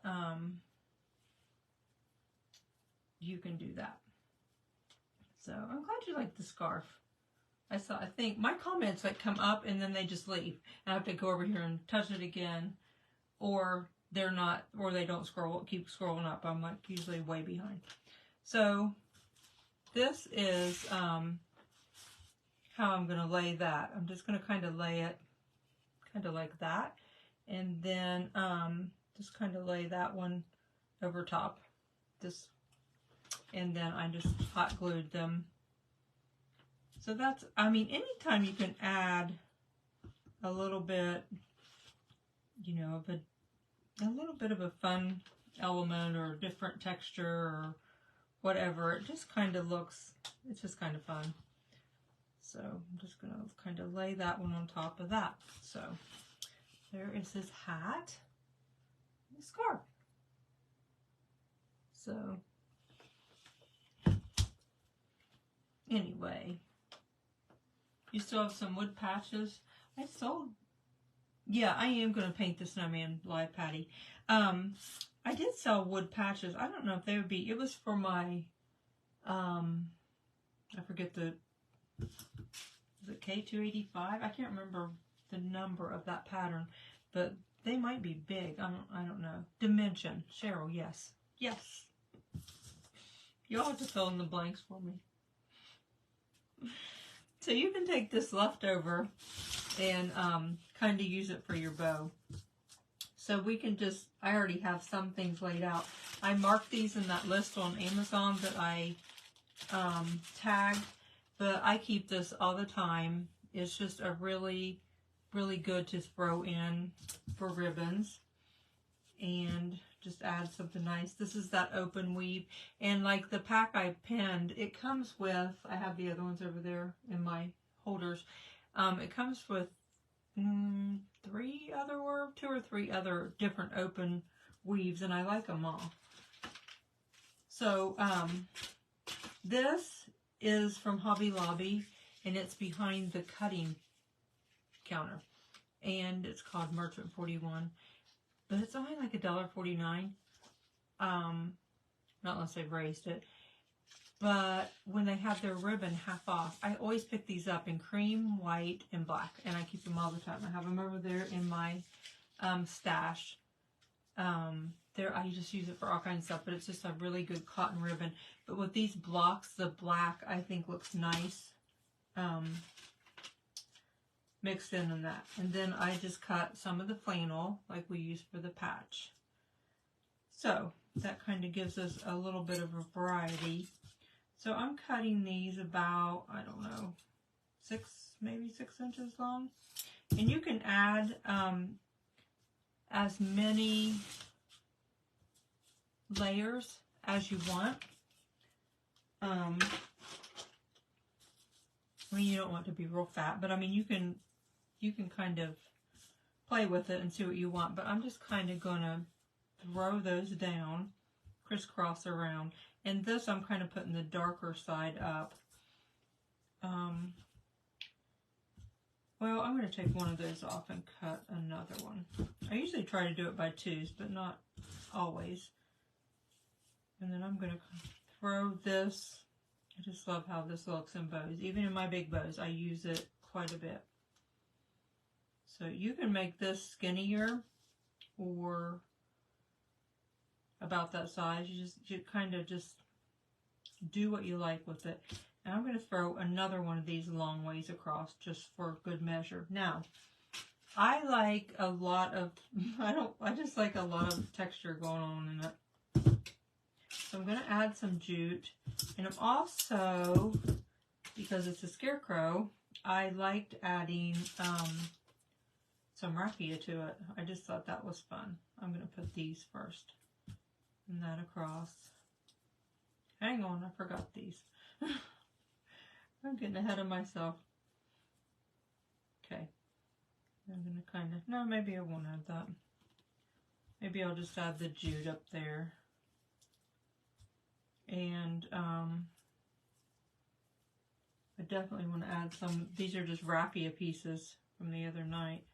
But I really liked how it looked. I used them in mine. My original one when I created it. So, and then I'm just going to take a piece of jute. You can lay it down first if you want, or you can just wait. But I'm just going to scrunch that up, you know, no big deal. So I'm just scrunching it up.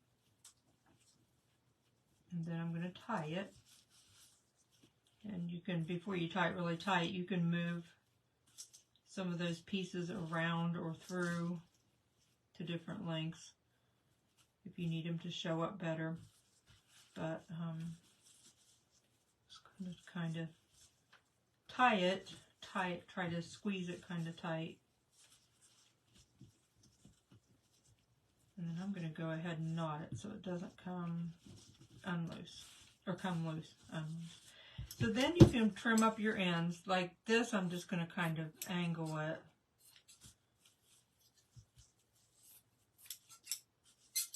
But the others, like some pieces you can dovetail if you want. I kind of just did whatever. And you can make them as short as you want or as long as you want. So I'm just dovetailing those. These, I'm just going to kind of do it at an angle, and I'm going to do them shorter. You can, like I said, keep pulling them around till they are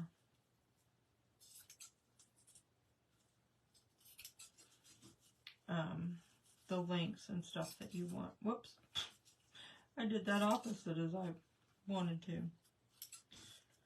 So you can just keep playing with it just like a regular bow. You just kind of keep messing with it until you get it how you want. But it's cute.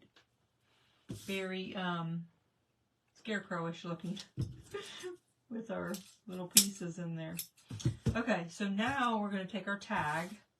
Let me get my handy dandy beading tool. And I'm going to put this I usually use the bottom thread instead of the top and pull that through. And just pull it up. Let me clean off all the debris here. I just keep pitching stuff whatever I'm doing. Okay, so I slide it up on that lower string, slide it up, and then just tie a bow. That's all. Hi, Dusty. So I just secure it like that with the bow, and then cinch up your end, or move your ends until you get your bow to the size you want it.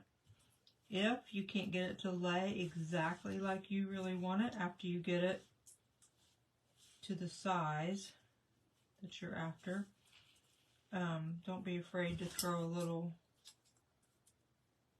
hot glue under it if you want it to stay a certain way. Because sometimes they can be finicky and you can just get aggravated at them.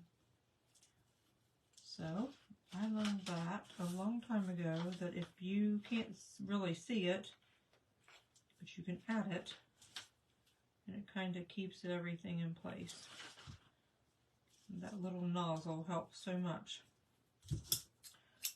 All right, so then we have our fun little bow with our tag in the middle. So I need to trim up some jute here. Hold on. A little wiggy there. But anyway, do you like it? Love it. Okay. So now all you have to do, of course I need to finish plaiting it all the way around, and I haven't done that yet, but you can add your bow wherever you would like. You can add it to the middle, or off to one side, which is how I did mine, but you can do it on either side. You can also take a regular board. Hang on. You can take a regular board, and it wouldn't have to be this wide, but this is the only one I have in here. So you can take a regular board and make a sign and put, not on this block, I'm just saying, like, put the scarecrow down here. Like, you could use your scarecrow down here.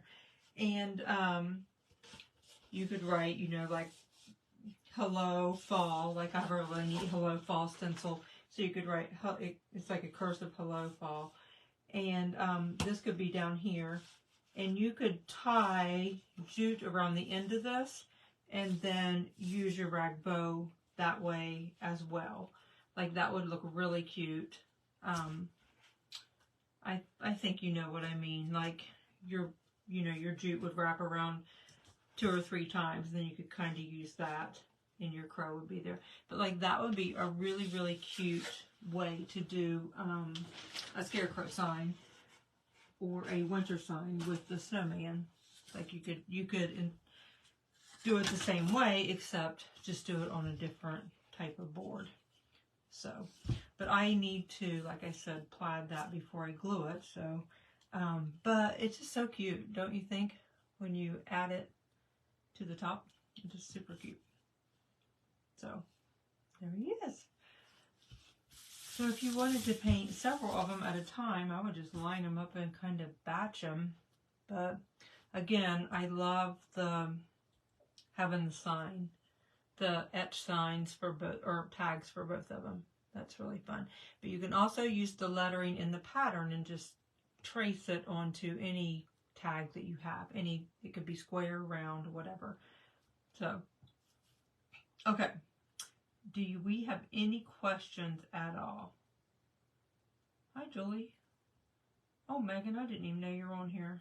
I was hoping that you didn't hop on. I know you're too busy with school and basketball coaching and all that. Uh-oh. Now, our scroll. I was trying to see what Patty wrote.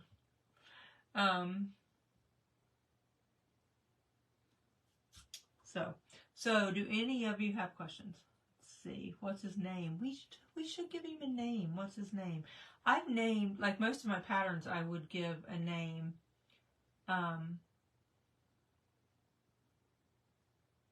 Thank you, Rosie.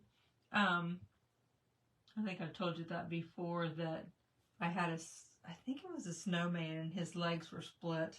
Yeah, because he had on skates. And I was selling the sample one year at my craft show. Mom always helped me price everything. And so she's like, what do you want to put on Split Harry? Because his legs were split. She would always say that. And I'm like, he has a name, and that's not it. But because I usually do try to name everything.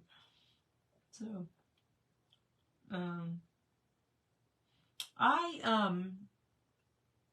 I primered it.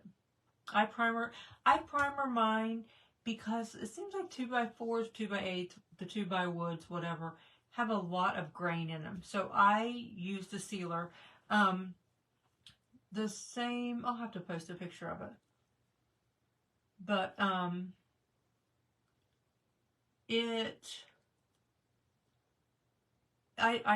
white, and I like to use it, and it kind of keeps all of that from bleeding through, I guess.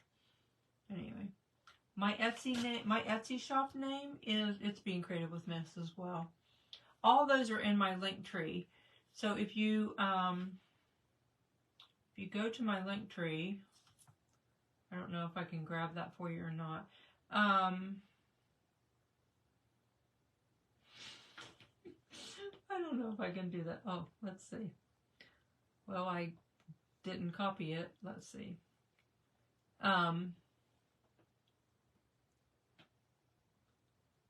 I can put my link tree in there, and then you will be able to see. Now I can't. Now it won't let me comment.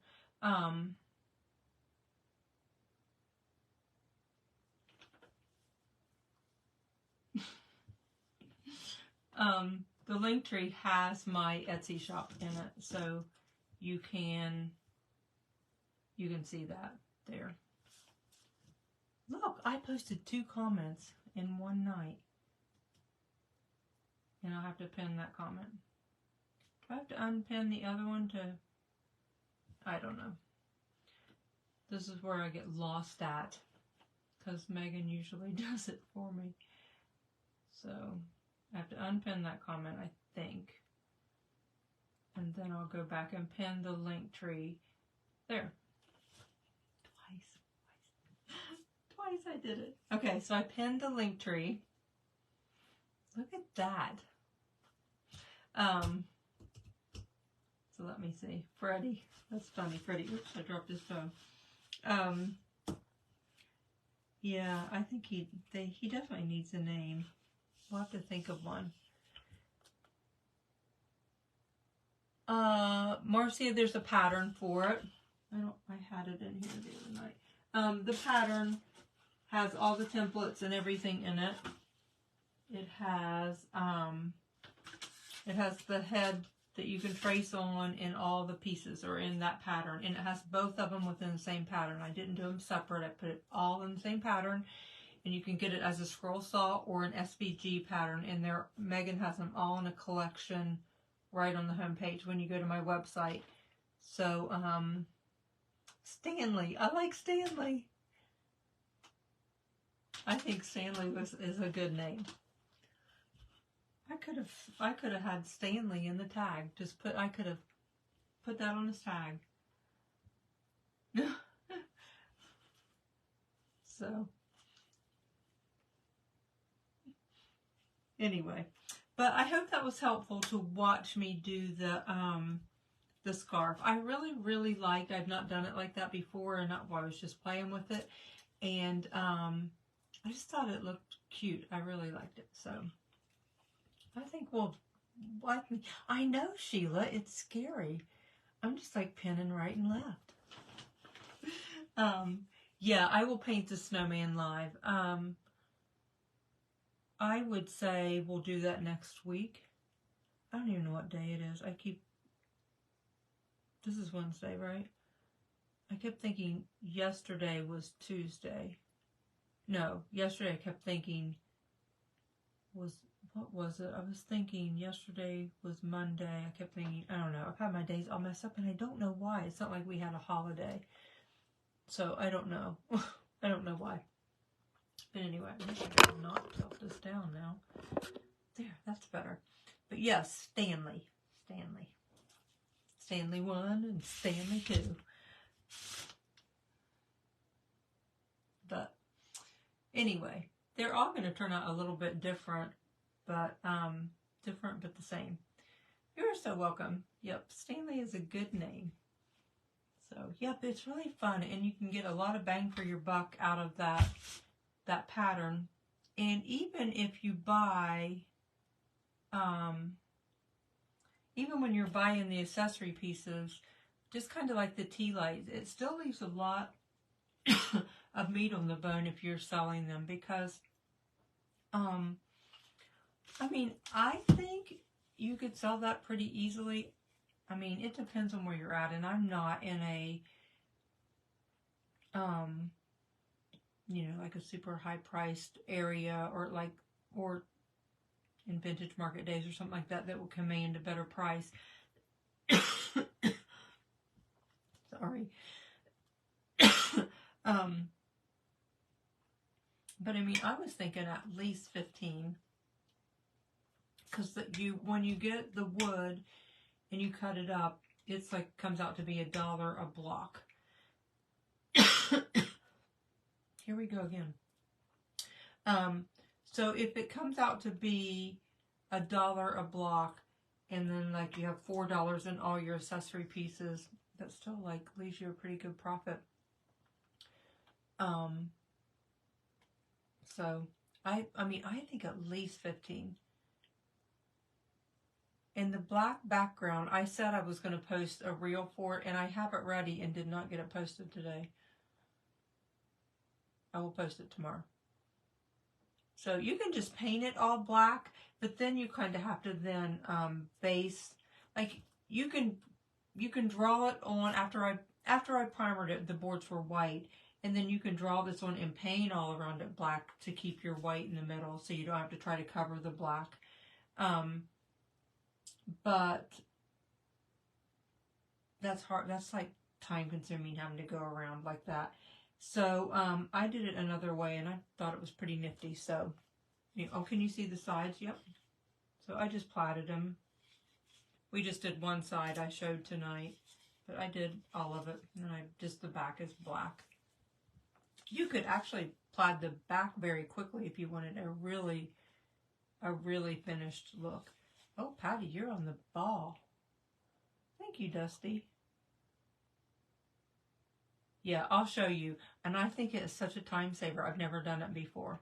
It was kind of an idea from my sister when she was painting for us in the Hive last week, Christmas Hive, but kind of different. But that's what made me think of it. So I thought it was pretty nice. Yay. Yeah, so you can use the spray primer, or I have, I like the spray matte primer that's white, or I also have used, and I have that, I also videoed that to show, but it's, I think it's Kills It, and you can also use one that's called Ben or Zen, I can't remember, but I just use a little tiny roller, and I laid them all out, because I did a bunch at once, and I just primered them all. The only thing I don't like about it is it does leave a little bit of a slick surface. I felt like a little bit of a funny surface, and I took my sanding sponge and I just gave it a quick sponge all over before I painted it. So they are great gifts, and really not expensive. That's kind of like what I like about.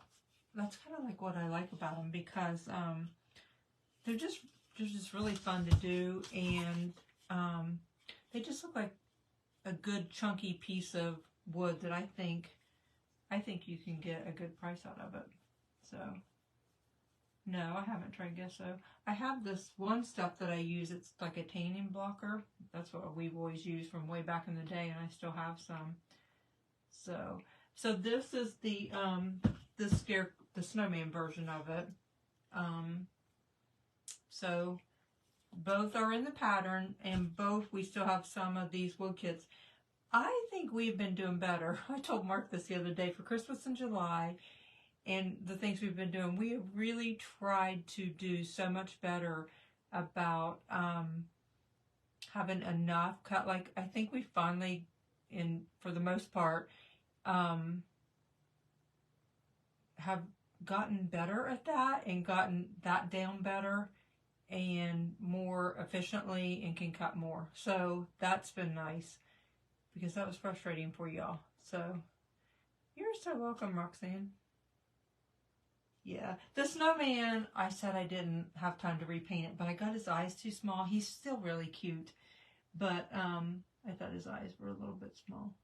But yeah, he's really cute. But you get to use the glass glitter on that and stuff. But it was the same, the cheesecloth. So if you like the look of the cheesecloth, grab some. If you don't want to tea dye it anymore, or you can just tea dye it in a pan or a bucket, and then you can take like a sponge and dip it in like a coffee mixture. I used to do coffee and vanilla, like instant coffee and vanilla, and kind of pat it on cinnamon. Anyway, it always smell really good. And then I just bake it a little bit in the oven.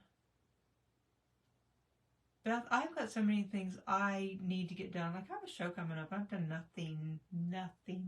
And every single day I get up and I'm going to tackle the world. And I get so hung up in answering messages, fixing problems. It just goes on and on and on. And, it's like I keep trying. I've had this one sample. It's cut everything that for a pattern that I think is so cute. I've had it 3 weeks and so many days. I'm like, I'm going to get that painted. Then I don't. It's like I just run out of time. I need to get stuff listed on Etsy. I have patterns sitting in my website that are not in draft because they just need finishing things. So, Marcia, you should be able, I pinned the Linktree link, and if you just click on my website, go to that Linktree, click on that Linktree link that I pinned, and it'll come up with all the links. Hit the one to my website, and when you go to my website, it's right on the home page. And you can pick the scroll saw or the SVG one. So the SVG one has the PDF and SVG version, and the other one just has the PDF version because you wouldn't need the SVG version. See, Amy, I think you could get more out of it too.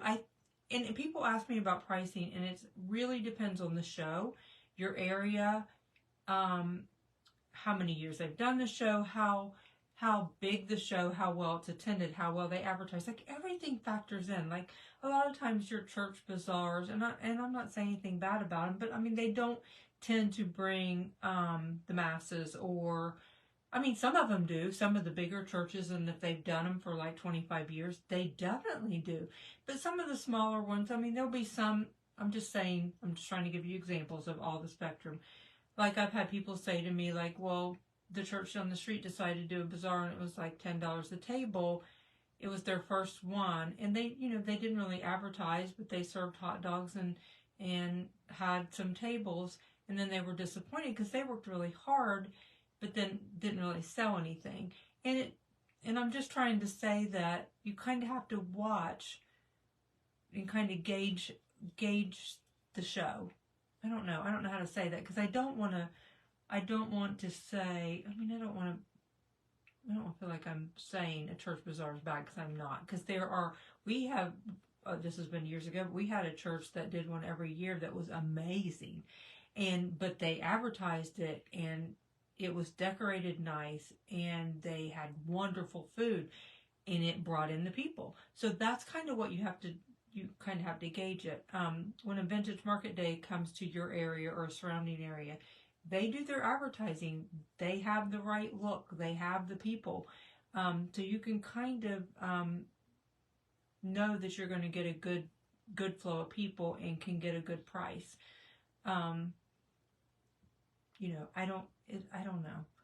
But I definitely think, I think 15's the lowest, but I think you could get 18 easy. I think it's a really nice project. Yeah, it's like the crowd, the type of crowd. you kind of have to watch, I call it your target market. I mean, you don't want to be in a maker show, like say like something that's more geared toward crafty people like us, so to speak. Like you don't want to be in a show with finished product that a lot of other people are selling supplies or kits. Like if that's the target market that's coming, they're looking for unfinished stuff or supplies. Like I've taken kits before, unfinished kits, but mainly the crowd where I go, they're more looking for finished product. They're coming to buy a gift, or they don't want to paint it themselves most of the time. So it's just all that you have to kind of factor in. Yeah. So, and if you have a juried show, you can pretty much figure that everyone in there is going to have some nice stuff. It's not going to be all the same style, maybe not your style, but it's top notch and they do a good job. You're not going to have, well, I'm not even going to use examples, but we've all been there. And I felt bad for them because they'll be sitting there kind of like, but their stuff is from 20 years ago and they've just never really changed it or updated it. And I always feel so bad for them because they put time and work into it as well. And why am I off on this tangent? The link tree, it's still pinned. It shows it pinned on for me. Oh, it says Amazon. I thought I did that right. I thought it was right. What? I didn't do it right? I don't know if I can go back. It was pinned because I pinned it. I don't know. I'll have to go clear out of it and go back. Let me see if I can do Linktree again. You can just go to my website. Just go to beingcreativewithmiss.shop and it'll come up right on the homepage. That's where you can find it at, the easiest. But I will try to pin it again. You're stretching me 3 times. This is going to be 3 times of actually getting a comment up there. But it still keeps showing my my Amazon link is pinned and I already unpinned it. Oh well.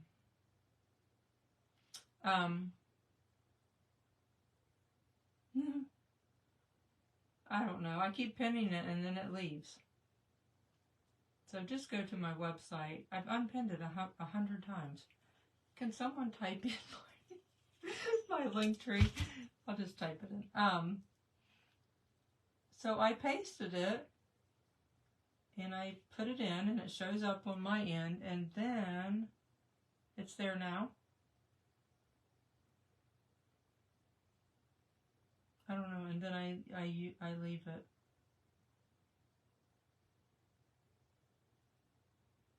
I mean, it says it's pinning it, but I don't know. I don't see it. I don't know. That's 3 times if I did it correctly. Yeah, I see it. I don't know if it pinned it. Okay.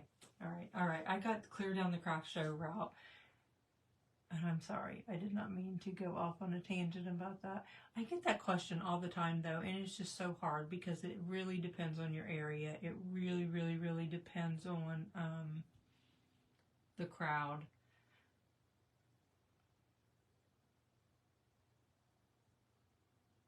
Yeah, I love a juried show because I think that weeds out. It just weeds out what. I feel bad about saying anything because I'm always like, I don't want to say. I mean, I'm not the best painter in the world. My sister can paint circles around me in a different style. I'm definitely not the best painter out there by any means. But, so I'm not trying, I mean, if I was applying for a juried show, I would be nervous about it because there's going to be people there better than me. But I feel like my stuff looks polished. I just feel like it, looks okay, but you need to be what they're looking for. Like if they already have 6 people that sell candles, even though you do well, you would not you really wouldn't, might not get picked. I don't know. I don't know. I just keep worrying about, because like I don't want to, I'm always afraid I'm going to offend someone. I don't want to do that by any means. Right, Rena. That's what I'm trying to say. Like, I've had people, you know, around me before over the years, like with crochet cat toys. I mean, and I mean, I don't think they sold anything, and I felt so bad. Like, you feel like you're like flying the whole time, like you're taking sales as fast as you can. Like Megan works the register and she is like flying. Shiloh a lot of times works the table and she's like replacing, talking, answering questions. We're wrapping stuff. Shiloh runs the register. I think she's running some too. My friend Karen, my sister's there. I mean, like it is all hands on deck, and you feel bad, and you look over, and they're looking at you, going, and you feel bad. Like I just always feel bad. So Rena, yes, like no, right, you know. And this one lady, one year, this has been years ago, she did beautiful ceramic. I mean, like they were really pretty, but they were like so out of style. It just wouldn't be what people bought, and she was really old, and she had worked really hard on it, and I felt bad. It's like you feel like I want to go buy some stuff just because I feel bad. But I don't know. I'm just going to quit. I'm just going to quit before I get myself in trouble. So anyway, let's just wrap it up there. So you just kind of try to stay current, pretty much. Try to switch your stuff up. Try to add the extra little elements that just pull it over the top just a little bit. Outdated. There you go, darling.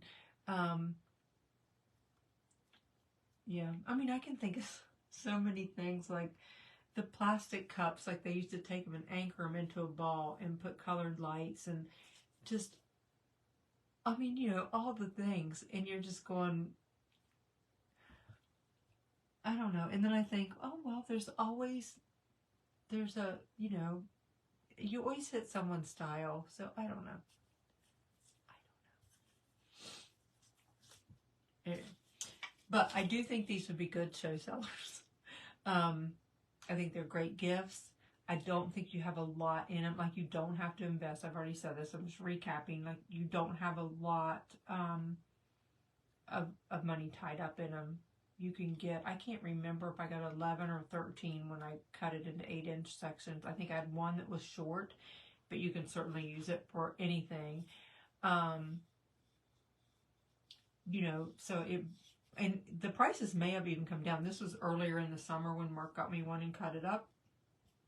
And then he just sanded them all for me, which is so nice that he kind of does a lot of the stuff I used to do. And it's hard to do it all, but he does a lot of that now. But he had it all sanded. They were stacked on the porch, and then I, you know, primered them all a couple weeks ago. So the plastic cups. I'm gonna make you one for Christmas.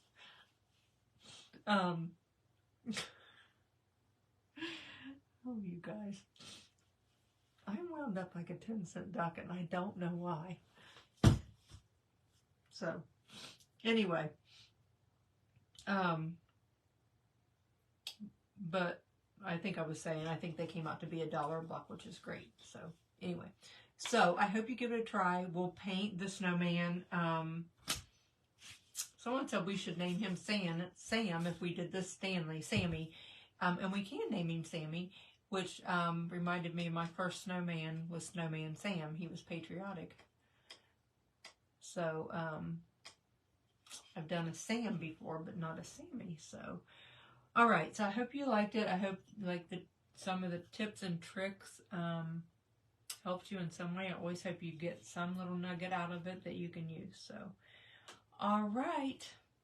I'll see you later. I can't believe tomorrow is Thursday, and we are heading into the downward slope of the week and into the weekend. I cannot believe it. Time is going so fast, and fall is Friday, I think. Friday. So, All right. I'll see you later. And don't forget, if you want any turkey waddles and you want them added to an order, make sure you get those in the next half hour or so. And I can add them without you having to pay shipping. So, all right. Nice chatting with you. I'll see you guys.